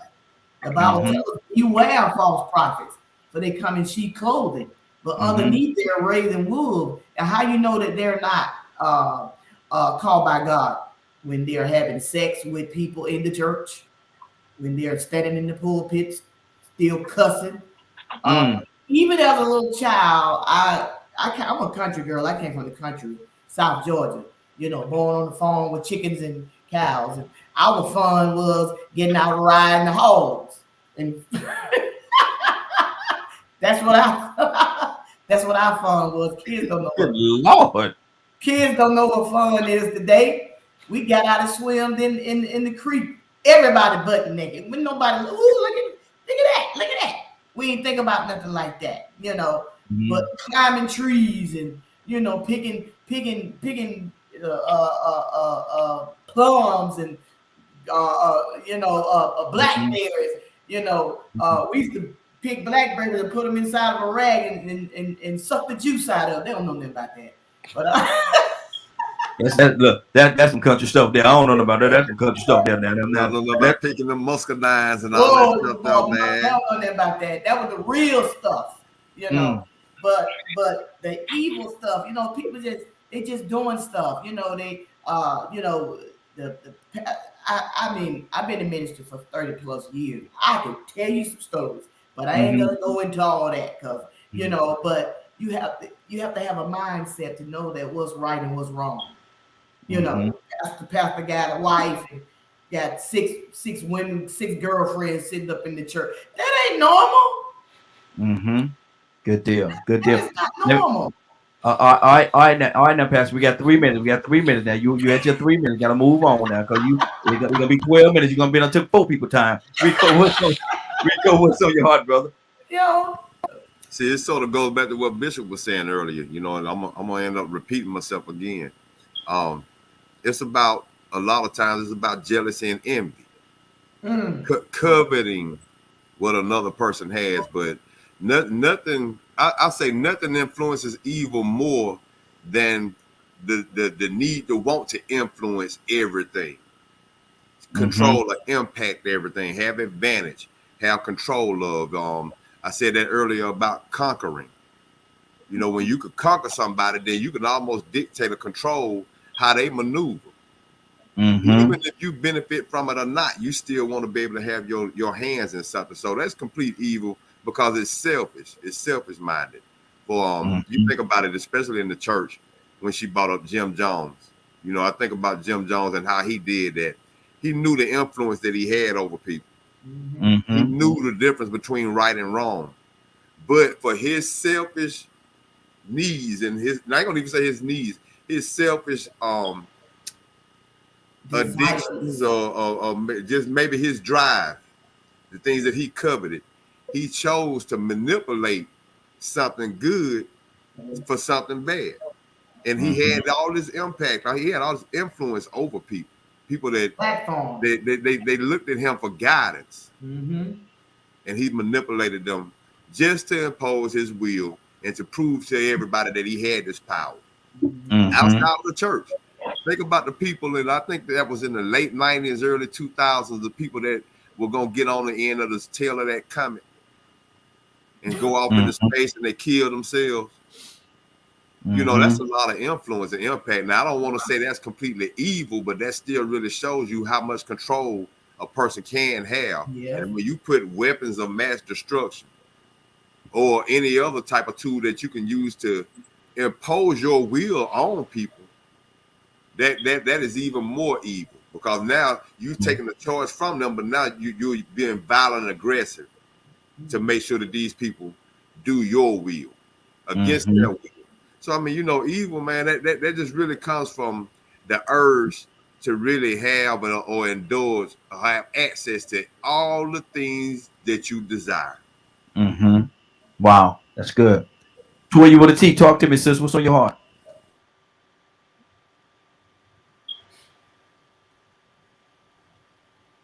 Toya, you there? Yeah, I'm here. Okay. I'm on the bus though. Huh? But no, some great points. You know, I think most important is the choice to be with it. You know that, right? And you have a choice to be able to. I like to call slave demons. You know what I mean? Because I don't think some of us understand that it's wicked. We think it's just culture, right? And then we always put it in perspective on levels of, maybe murder, manipulation. But let's talk about women having kids with men with no intent. You know what I'm saying? That's culture, but it's also wicked. You know what I'm saying? And we don't really look at things when we do things that are not good. That causes generational issues as wicked. We just look at it as, oh well, something we got caught up in or something that we do. Now we look at the basic definition can also be wicked. You know what I mean? And a lot of it has to do with a choice. You know what I'm saying? To be racist and raise your kids that way. To money hungry and raise kids that way. You choose to choose money over morals. You know what I'm saying? And then all those things are wicked. It's a multitude of things when it comes to humans on why we choose to be God. They can have everything in the world and still want to be wicked. Every privilege, every coin, every beautiful thing they can ever think of, every car, every girl, everything, whatever, still choose to be a wicked individual because at the end of the day, it's still a choice. You know what I'm saying? So I say, hey, call me a demon slayer, honey. I like to get people around for their money. I like to shake things up. You know what I'm saying? Now that I've been awakened, came out of the matrix, and understand that some of the things that I was doing, the actions that I was taking, these are some of the ways in my heart that I felt about people who were wicked. And we need to really, think about those things and make sure that when we get up on a regular basis, because it happens everywhere. Some parents do it too. Look at the mother that told her child that she had cancer to make money. That was a wicked thing to do. She never beat the child who's a day in her life. But he talked to her. He told her that she had cancer, but she wasn't. And then the little girl killed her and went to jail and said jail was better. So the mother was wicked. But do we call her a girl wicked too? And then so why? Wasn't that the only energy she had, the only energy that she saw? So of course, now when you die, your wicked energy is going to be up there. Who's going to carry that? But ultimately, it's a choice. And I think that we really need to think about, the choices that we make and how it can contribute to the spirit of wickedness overall. And see, and that's the thing. There's so many different layers, man. There's a lot of different layers. We only got like 30 more minutes before we get out of here. We're not gonna be able to tackle everything, but we're gonna do the best that we can. Bishop, what's on your heart? Speaking on that, subject and dealing with jealousy, man, is one of the worst things that a person can really have against someone else. And I explain to a lot of people when I'm talking and teaching about how we have to dismiss trying to be like the Joneses or want what the Jones have. Because you have to live within your range. You have to do what you're able to do.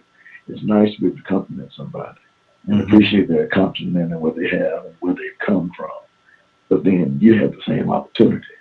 You're too busy blocking your blessings, being jealous and hating what somebody else got going on. Exactly. But you can't get to where you need to be. All you can do is just sit there, be mad, sad, disgusted, and busted because you failed to reach your potential, looking at what somebody else got going on. I like the topic what you're dealing with, and I'm still laughing in my mind about rolling the preach up to the pulpit, boy. You can come up with some stuff. Yes, sir. Yes, sir.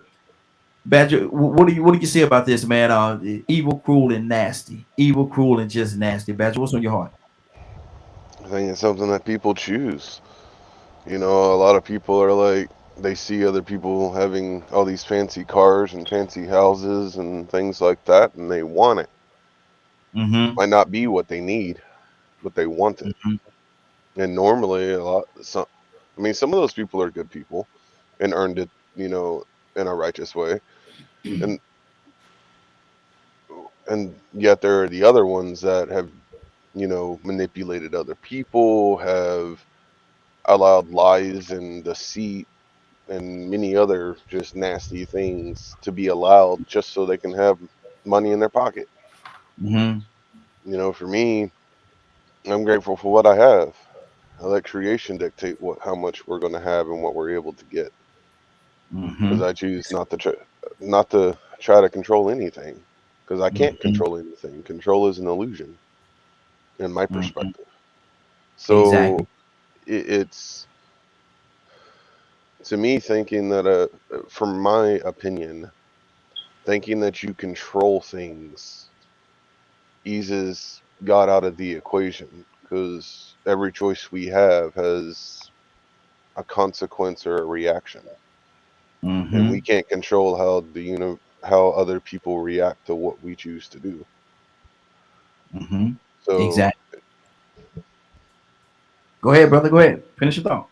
and so with me saying that, I'm just saying in a nutshell, it's not some being's fault. Yeah, someone put the idea there, or some being put the idea there, but it's the human being's choice to do wrong Mm-hmm. or not, Okay. Okay. because that's the That's freedom of will that we're all given. mm-hmm. That's good. That's good. Captain Leonard, talk to me, brother. What's on your heart?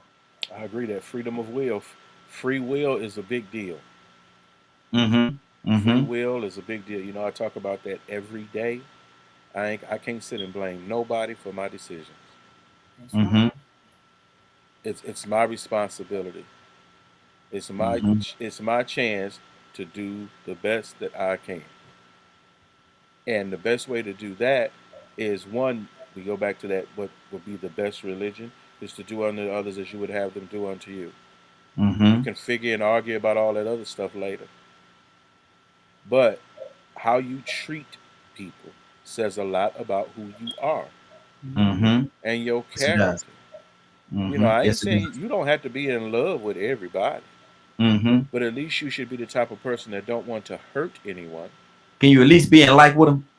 Yeah, you can like some, I just like some people, but I like Mm-hmm. to leave them alone too. You know what I'm saying?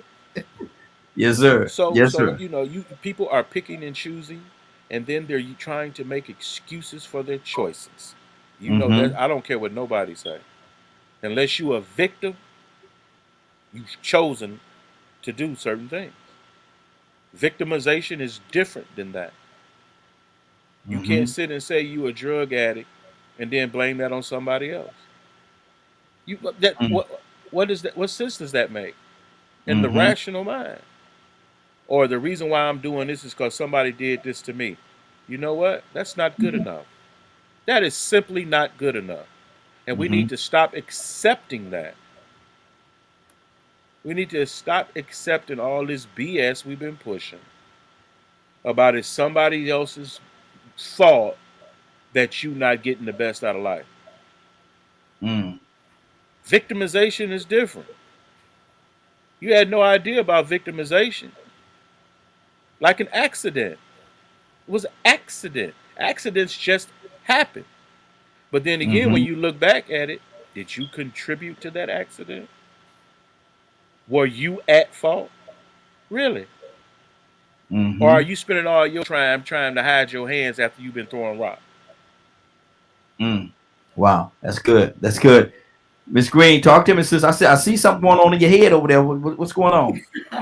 Just thinking and just listening, about the platforms that people have, whether it's in the business world or in the spiritual world, the influences that you can have on people. Use your platforms wisely, because it Mm-hmm. can affect not only the people that you're perceiving yourself to be. It gonna come back on you as well, Mm-hmm. you know. And I always try to make my platform in ministry to be a great one, you know. And my motto is for us, we refuse to be just another church on the corner, you know, Mm-hmm. just another prophetess, another pastor, Mm-hmm. you know, just what is a title if it's not producing things that it should produce? You know, not bringing greatness. Like for instance, if you're gonna be a spiritual leader, you know, the Bible tells us that we should not have these things named among us, you know, Mm-hmm. about what we're doing to people, you know, Mm-hmm. how we are, you know, leading people wrong. You know, church is not just to come and just hear a good song and, you know, get a good shout on and give you money and you go back home. If there's not any good production coming out of what you're doing, how you're opening those doors up, people changing their way of life, and, you know, homes are being bettered, and, you know, they're being taught how to, you know, because a lot of us have come up in homes where it was physical abuse, because I came up in a home where my mom was physically abused, you know. Mm-hmm. And then what if I came into a ministry that didn't teach about that, you know, then say, well, you don't have to, you know, don't accustom yourself because your mom went through that. So you have to deal with abusive relationship. You got a lot of homes, women are going through that. They saw their mom take abusive from their dad. So my mama took it. She took them blows. So I got to stay in here and take all of this verbal abuse or physical abuse, and then she take it on to her daughter, you know, or the sons see their daddy beating their mom. So they go out and beat their girlfriend, beat their wives. And the generational line just keep going and going and going and going and going and going. But somewhere it gotta stop, you know. And when I first when I said it within myself before I even got married, met my husband, I said, Mm-hmm. the man that get me married gonna be the man that get me pregnant gonna be in the family. I'm not gonna have Mm-hmm. a broken home. I'm not gonna have no abusive husband, because Mm-hmm. God knows either he gonna be dead, I'm gonna be dead, because I ain't putting up with it. You I gonna grew kill up in my house, seeing my mom, and it took my mom into an alcoholic state, and it just it. I cried myself to sleep every night, pretty much, you Mm. know. And my mom, she finally decided I'm not gonna take it anymore when she found out he was cheating on her, not unless just beating on her, but cheating on her. She got out of the bed with him, and she did not go back in the bed with him till he moved out the house. And I was like Mm-hmm. 12 years old when that happened. But, you know, and we had moved from the country to Atlanta. That's about the best thing that he could did for us, is move us to Atlanta. That's the only good thing Mm-hmm. I got to say about him.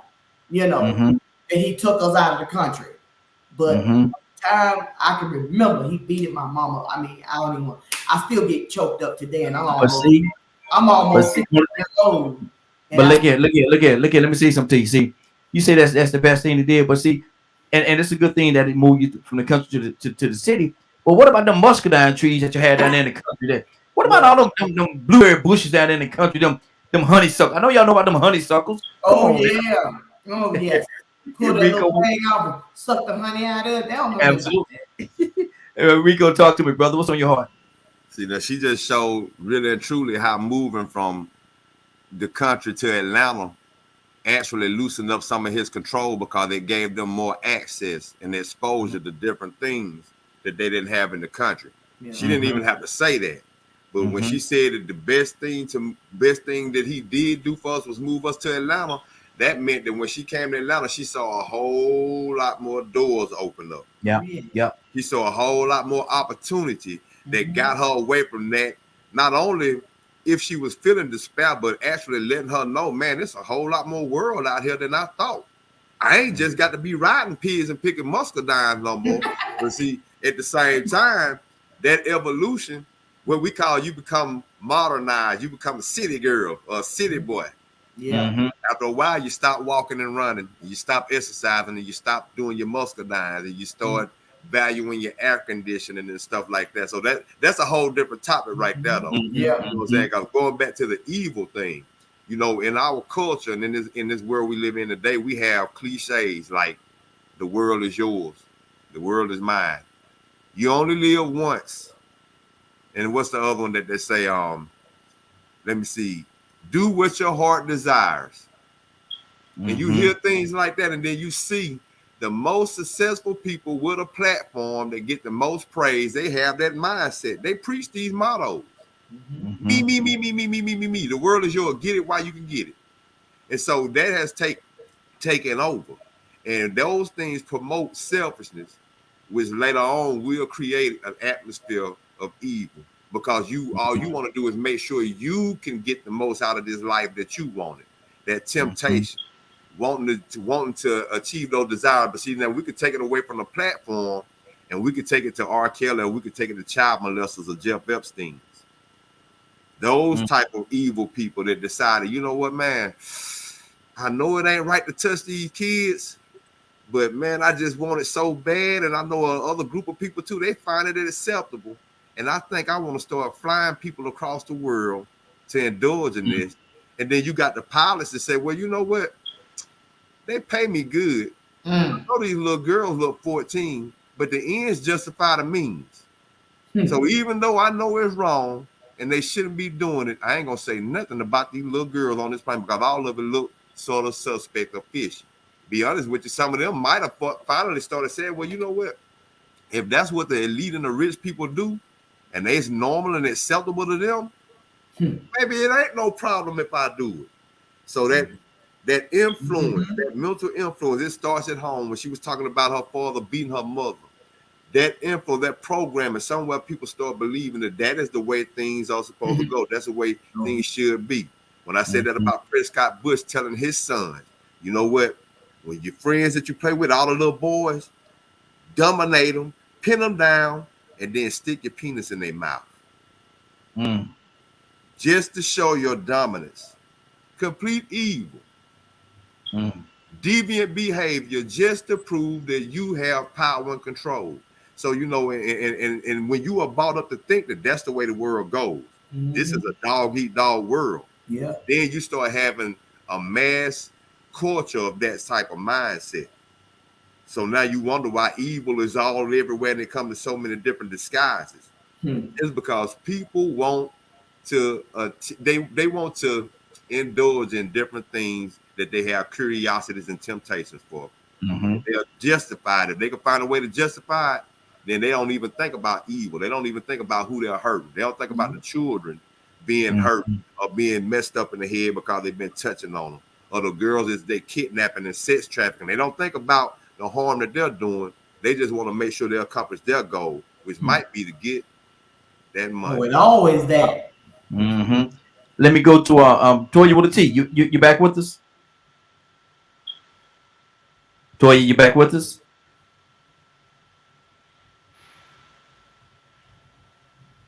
Toya with a T. Bishop, talk to Bishop.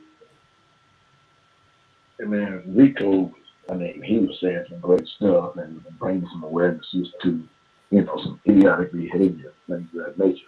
And those are things that we really have to look at, and I appreciate, you know, his conversation. I think it's perverted that someone would try to say, establish yourself and put your things out and put in somebody's mouth and all that stupid stuff. But you'll never know what's motivating young folks to do some stupid stuff.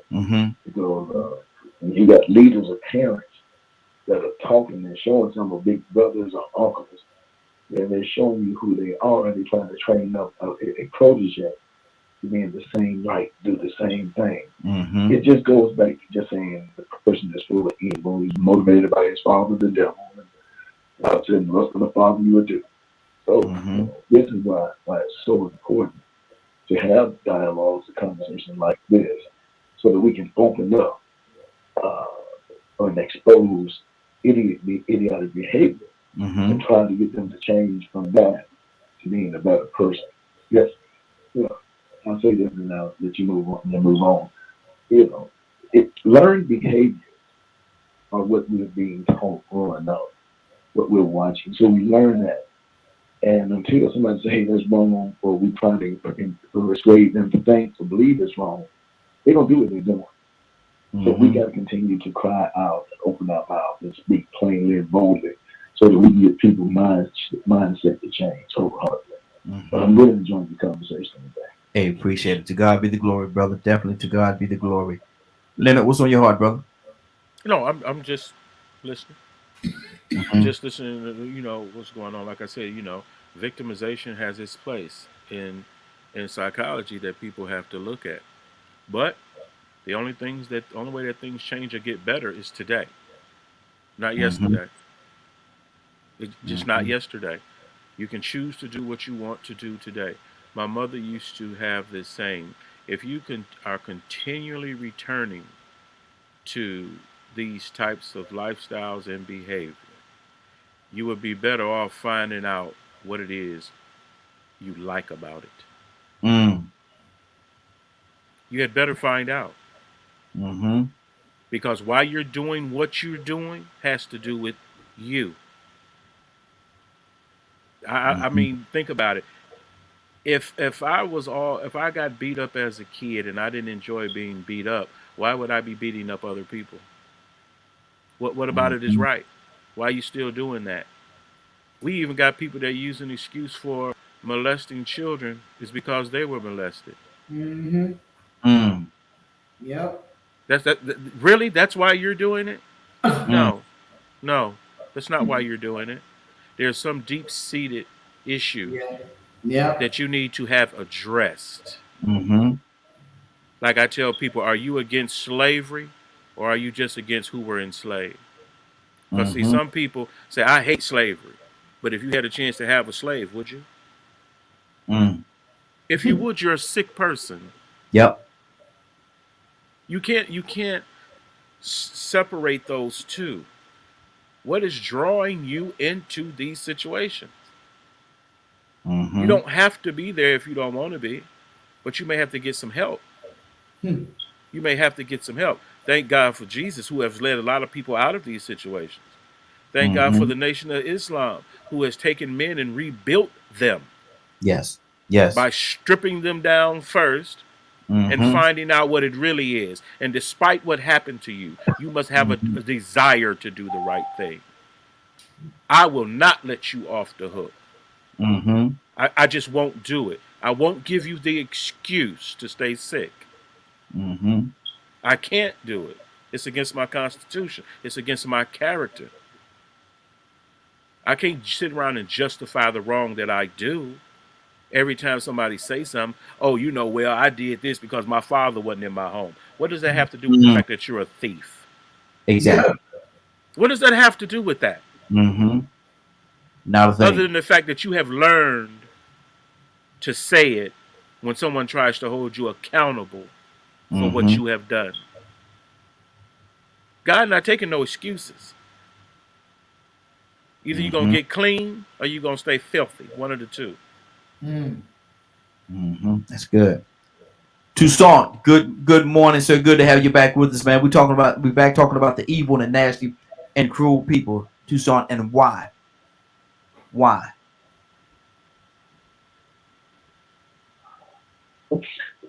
Uh, I don't know, man. Sometimes we use excuses to be the way we are. Mm-hmm. If you give, if you give people power and money, they'll change if you let them.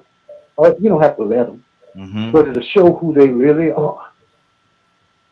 But sometimes we are kind of traumatized Mm-hmm. um, by some people in our lives, and I don't know.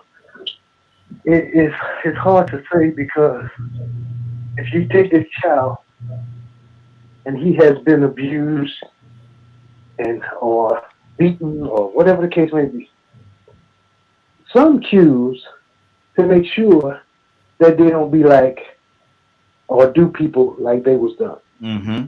Others take the opposite role to kind of say, I'm gonna break that cycle. Mm-hmm. Exactly. I mean, we got some that among us that Mm-hmm. said, you know what? I'm gonna make sure that uh, I'm not gonna treat my kids like my parents or parent treated me. Mm-hmm. Even if you have people that knew they daddy or mother, be careful how I say this, but I'm gonna say it like I mean it. Mm-hmm. Go ahead. And it's a bad thing to say it, Mm-hmm. that they knew that their parent, in some kind of way, was either a pimp or a whore. Mm. And don't you call my daddy a pimp or you know your daddy's a pimp. And you know your mama had that wasn't an uncle. You ain't got that many uncles in the family. But every time the door is closed, she in the room with Uncle Jimmy or Johnny or Jack or Tom or Billy, whoever. Mm-hmm. Now he's Asian, African American, and none of your brothers and sisters look the same. Mm. But somebody in the family comes and says, I'm gonna make sure that the person that I'm with gonna be my husband or gonna be my wife. I'm not Mm-hmm. gonna have different people that in and out of my house. So it's just the individuals that make choices. You can't put people in a box and say, you're gonna be just like your daddy. You don't have to be. Mm-hmm. You don't have to be like your mama. You don't have to continue to say, well, my mama and my grandmother, my great grandmother, we all grew up in the projects. That's the way we are. Somebody says, well, you know what? I'm moving out. Mm-hmm. And you turn country girls into city girls. I'm just Uh-oh. saying. Turn them into them Georgia peaches. Them Georgia peaches. Not them. Not them. You gonna start me again. Stop it. Don't do it, Raheem. Stop. Let it go. Let it be. Look, walk Let away it from be. walk away from it. Let it walk. Walk Okay. away. Walk away. You gonna make me look Raheem, like an accused. Raheem trying to find a way to sneak that baby head in the conversation, man. oh my oh my gosh. Exactly. Exactly. Now that's starting a conversation you might not want to have. Exactly. Let me go to Mary. Mary, let me ask you this question. If a person is evil, see, some people think they can change people. If a person is absolutely evil and they got that evilness in them, is it possible to change them into a good person? Is it possible?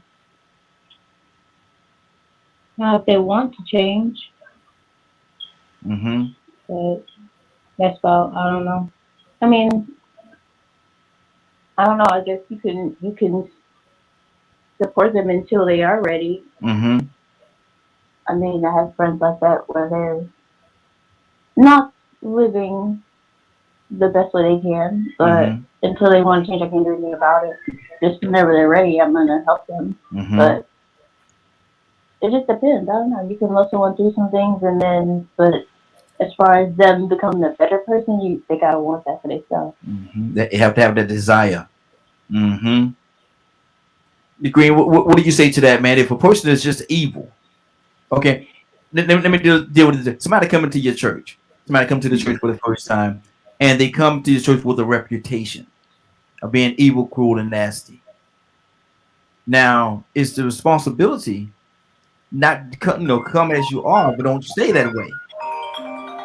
How do you get them? How do you get them on a better or a brighter or a better path?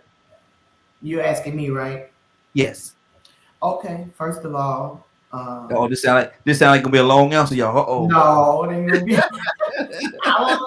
I'm gonna sum it up. I promise. Mm-hmm. First of all, when they come to our church, we don't just all of a sudden just jump on them and try to change them, and we don't even open our doors of the church up every Sunday. My husband don't do it like that. He tell people just like in a relationship, Mm-hmm. sit and give it some time. See if it's something you want, you know, and Mm-hmm. we allow God to just through the word. Don't just attack them and say we're gonna come to them personally and try to change them and everything because we can't change nobody. The Mm-hmm. word Come is on. what changes you. If you open Mm-hmm. up your heart, because the Bible said we were born into sin, shaped Mm-hmm. into iniquity. And all these things, the flesh do mind the things of the flesh, but the word is what open us up to see ourselves. It's like a mirror, and Mm-hmm. it shows us, you know. and when Jesus was down on the ground writing, and they brought the woman that was caught in adultery, and they were like, we want to stone her because she was doing this. He said, and none of y'all have sin, cast the first stone. Mm-hmm. Everybody Yeah. dropped their rock and left. Mm-hmm. You know, so church is when you come for hours, we let people come in and sit and let the word do the work. Don't point people's out. You this way, you that way. You need to change this, and you need to change this. Like back in the day when I first came to church, you know, you had the mothers want to throw the women's the sheets and stuff like that. Don't get mad at me because I got a shape and you don't no more. Uh-oh. Uh-oh. I heard some hate there. I heard some hate there. I heard some hate. I heard, I You heard know some what hate. I'm saying? That Look. ain't what you need to be focusing on. When people Mm-hmm. come into church, you don't need to make them feel bad and make them feel like, man, you got this on, you got that on and everything. But you got to let the word change people. Mm-hmm. Love and the word is what changed people. And that's why when people come to our church, they fall in love with it right off because we're not that kind of church that convict peoples and make them feel like they're outcast. And I don't care Mm-hmm. if you're a homeless person. You come in, you got raggedy clothes on. We're gonna make you feel like you sitting there with a money suit on. Come That's the on. love of God, you know.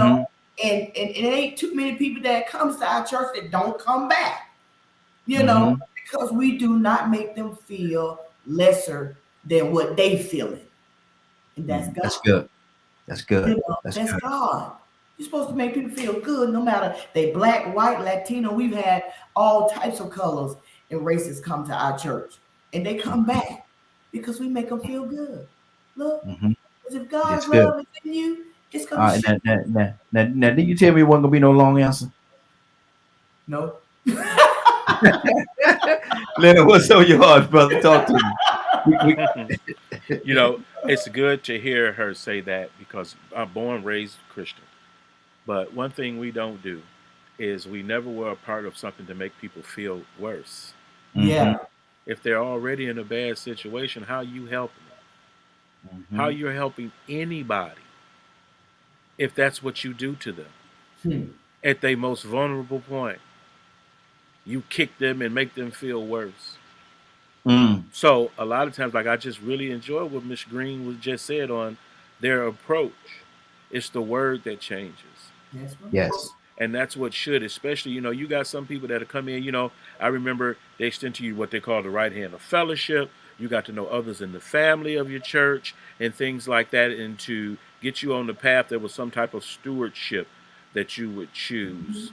Mm-hmm. Whether you would be the person that go out into the community and feed the homeless and things like that, or you but been an usher or sing in the choir or whatever, but it's to get you Mm-hmm. on the right path, That's right. to guide you that way. Because all of us are on that path. You ain't at the end of the road. So No. I know you bishop such and such, but you're not at the end of the road. Mm-hmm. Mm-hmm. I was talking with somebody the other day about ministries that seemed just great ministries crumbled. Mm-hmm. Big time preachers Hmm. Mm-hmm. that had crumbled. Were you following him or were you following the teachings of Christ? Come on. You when people talk about the Bible, that's why I'm understanding. Like, what Bible they reading? Hmm. Because the Bible this and the Bible that. I can tell who has read it and who has not, Come on. or who just want Mm-hmm. to attack it, or what. Find one awful thing that Christ did. What was so awful that? What? Find the worst part of the gospel. Hmm. Find it, Come Mm-hmm. on. because that's what we're about. True believers is we're about the gospel of Christ. That's it. Mm-hmm. Not about you going to church and what time you go to church and who the president of the church and who owned the deacon. Our That's not gospel. why we do that. That's not why I do Mm-hmm. that. Come That's on. why when some of you talk, I'm not in. I've never been in a church environment because that ain't why I go. Hmm. So Mm-hmm. I don't participate in a lot of what you call church stuff, like church that causes church hurt. I guess Yeah. Yeah. you know, there are some things that I prefer. However, I'm not in there to talk about Miss Green. Come Mm-hmm. on. I'm not in there to make her feel bad. You know what I'm saying? At least I can do is try to make somebody feel better. That's right. help them with something. Yep. Even, you know, you can sit around, how you a Christian hating Buddhism, and all Buddhism is teaching treating others with peace, with respect and Respect. dignity. How you Exactly. against that? Mm-hmm. Because your pastor told you to be against that?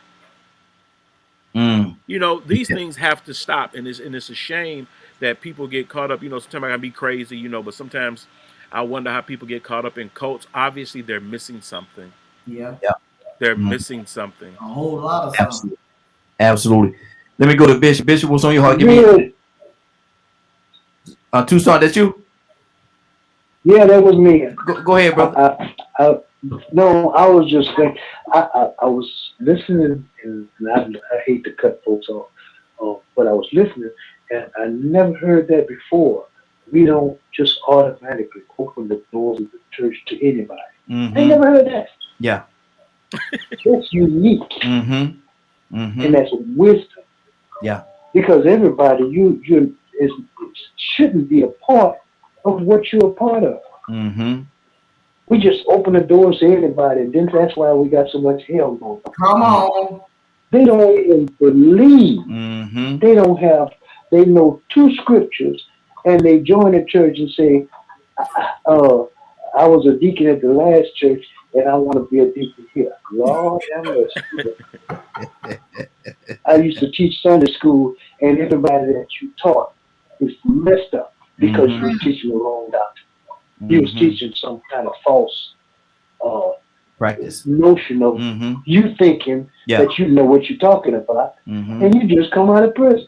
Not Mm-hmm. saying Boy. that coming out of prison is a bad thing. Leonard said something that really is amazing.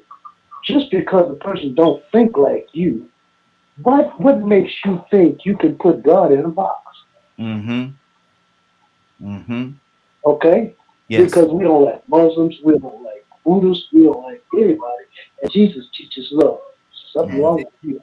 Mm-hmm. I'm just saying. Absolutely. Absolutely. I think Miss Green had a good time today, y'all. I sure did. I Let me sure go. Exactly. Bishop, got anything on your heart before we get out of here? Well, I'll tell you, man, great conversation. I love what Leonard said, and Mm-hmm. that's the same level of understanding I'm on. People establish organization, religious organization based on their premise and thought. And like, you got the sanctified church or the apostolic church, and they turn around and say, well, we're holy. It's true, you're supposed to be holy. Mm-hmm. But holiness is not a religion. Holiness is a way of life. Mm-hmm. And if we don't do the praises of Christ, we got to love people, and we got to meet them where they are. So we can't go along and try to make it seem like when my church is right, your church is wrong, or my organization is right, and yours wrong. Mm-hmm. I don't care about the name of the church. I don't care what title they what religious that we say they are. Mm-hmm. They're people. I got to love them. And what information they have can help me. What information I have, I believe can help them. So we come together Mm-hmm. so that we can be on the same playing field. Yeah. That's what DKM does. Has been on as much as I desire to be, and you already know why. But at the same time, when you get on here, you got different opinions and different Mm-hmm. views, and that's what allows us to come together. And then, most times somebody's going to say something that's going to be very thought provoking, make me go, let me look into that. Mm-hmm. Leonard is one, and Rico is another. That oftentimes say things to make you want to go, that sounds about right. Let me pay attention to this. Same thing with Tucson and Miss Green and Toya and so many other folks, Wade, Badger. Everybody says something to make you go, So Mm-hmm. I enjoy it. I enjoy the dialogue. I enjoy the conversation. And thank you so much for the work that God has placed on you Yes, to sir. bring this to the world. I really appreciate it. Hey, to I God be appreciate the it. I'm able glory. to call you my friend and Yes, my sir. brother. Absolutely. Likewise. But likewise. And to God be the glory. I gotta give it right back to him, man. To God be the glory. Miss Green, you wanted to say something? something really quick. I want to express this out to all my spiritual leaders out there, even those that are not spiritual leaders, just a human being. That your first impression of a good impression in leadership is good health. I want to Mm-hmm. stress that out to all the leaders because I've seen Mm-hmm. too many spiritual leaders drop dead just starting the ministry. God will not give you a ministry, a platform, and He's gonna take you out that earth. but we got to be first minister to ourselves. And people look at us, how we carry ourselves, health wise, beauty wise, size wise. All of these things is a big factor in how we, profess ourselves as being advocates for Christ. That's good. Rico, what's going on at 3 o'clock today, sir? If you missed today's show or would like to see the broadcast in its entirety, you can tune in at 3 p.m. Eastern Standard Time on www.dklmediagroup.com. Good deal, good deal. Miss Green, can I get you to pray us out? All right, let us bow our heads. Father, we thank you for this platform. We thank you for our host on today. We ask that you continue to bless him on his birthday. Continue to, God, bless all those who are connected with him. Thank you, Lord God, for giving out all this good, valuable information. And we pray for those that will accept it and use it and build up on it. In Jesus' name, amen. Man. Now give your information one more time, sister. If somebody want to get in contact with you, give your information. Okay, if you want to get in contact with me concerning my classes, you can call me at 770-417-7651. And I have my classes at Oak Street Health, located 2732 Candler Road, Decatur. That's across the street from South DeKalb Mall, in between the Roses and the Big Lots. And it's for those that have Medicare and Silver Sneakers. And for those that cannot come out, you can join my classes on Zoom. You can call me and I will get you connected so you can come on with me Monday, Wednesday, Thursday, and Saturday morning. The weekday is 9 a.m., 11 a.m., and 7 p.m. from the comfort of your own home. And you don't have to be a senior now, fellas. Come on, join me. Work it out. And come on, bring your women's with you. Let it be a group thing, And for those that like ministries out there, they could book me to come out and do events at their church. I have a fundraising concept for Keep It Moving Aerobics. Throw out the bacon and the eggs and the grits. I tell people quickly while y'all the 8 hours stuff. Miss Green. Now we got to get out of here. Okay. Lord, my Jesus. Lord, my Jesus. Whole segment, Jim, with this, okay? Look, Lord, my dear. Leonard, anything before we get out of here this Friday? Any parting words you want to have for everybody before we get out of here, brother? Definitely get involved. This is New Year. I love what she talks about in the health perspective. We definitely got to do that right now. Do what you can to get tested for COVID as much as you possibly can, because each and every day people will let you know sooner or later your little circle, guess what? It's going to be affected as well. And we have to really get on top of things. There are a lot of churches doing clinics. I know our church, Hopewell Missionary Baptist Church, is doing the clinic on January the 15th for people to come get tested and vaccinated if that's what you would like to do. So also make sure that you are utilizing those resources in your community. Several places in your community offer free testing for COVID. Sometimes you ain't got to get out of your car. You can just drive through. Yeah. But know your status. Remember how we used to tell people during the big HIV and AIDS issue? It's important that you know your status. Because one, trust me, if you don't, your family is going to get it. Those people you talk to are going to get it. If you're sending your kids to school, they're going to bring it back. We don't need somebody else to tell us we need to wear a mask. We need to be wearing masks because we know it lowers the transmission of this virus. And let me say this to y'all. Let me say this to y'all before we get out of here. We're going to get on out of here, but I want to say this to y'all. You ever call somebody to cough? People been coughing for years. You ever call somebody to cough? Don't mean they got that Rona. Because somebody call everybody, oh, they got that Rona. Better safe than sorry. I just seen a story. I just seen a story, and also Sidney Poitier died today. If you don't. Whoa. So he was 94. So there, I think Roland Martin was doing a special on him as well, and his contributions to what we call cinema and all those different types of things. But be careful. It's a legend, bro. It's so funny because, like you said, remember the whooping cough? Yeah. Now that might be COVID too. Everything now might be COVID. You understand? Every symptom now might be COVID. Running nose. Anything is COVID. My knee It's- hurt. COVID. You tell me I You know? put them people out of my house for nothing. What happened? You mean to tell me I put them people out of my house for nothing? Yep, you sure did. I think you was gonna put them out anyway. There's some people got up there looking over, he sneezed. Get out. Exactly. Got that Rona. Got that. The devil is a lie. You gonna have to go. You got to get up out of here. Look, you've been another part of you've been another part of the house and be 4 people in your living room. One person cough. You go, who that? Which one of y'all call? Which one of y'all call? Listen, I want to thank everybody for joining us, man. It is 10 11.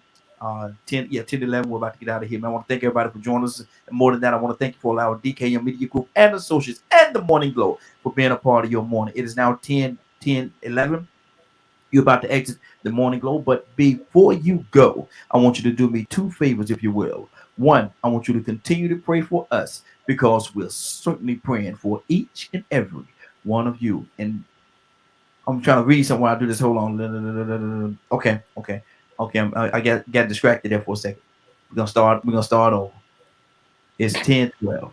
You're about to exit the Morning Glow, but before you go, I want you to do me 2 favors, if you will. One, I want you to continue to pray for us because we are certainly praying for each and every one of you. Number 2, why this is real simple. I want you to go out there, find somebody, and give them a hug because you never know. It could be the only hug that they get, or it could very well be their last. Love you, and ain't nothing you can do about it. Have a great day and a better tomorrow. Now we shine some of this light on you from the Morning Glow. Take it out there into this wicked and cruel world that we live in and let your light so shine. Get an opportunity, give somebody some love. You just might find some love in return. Won't that be a beautiful thing? Y'all have a great evening. Take care of each other. Stop laughing at me. And you all, please be blessed. Bye.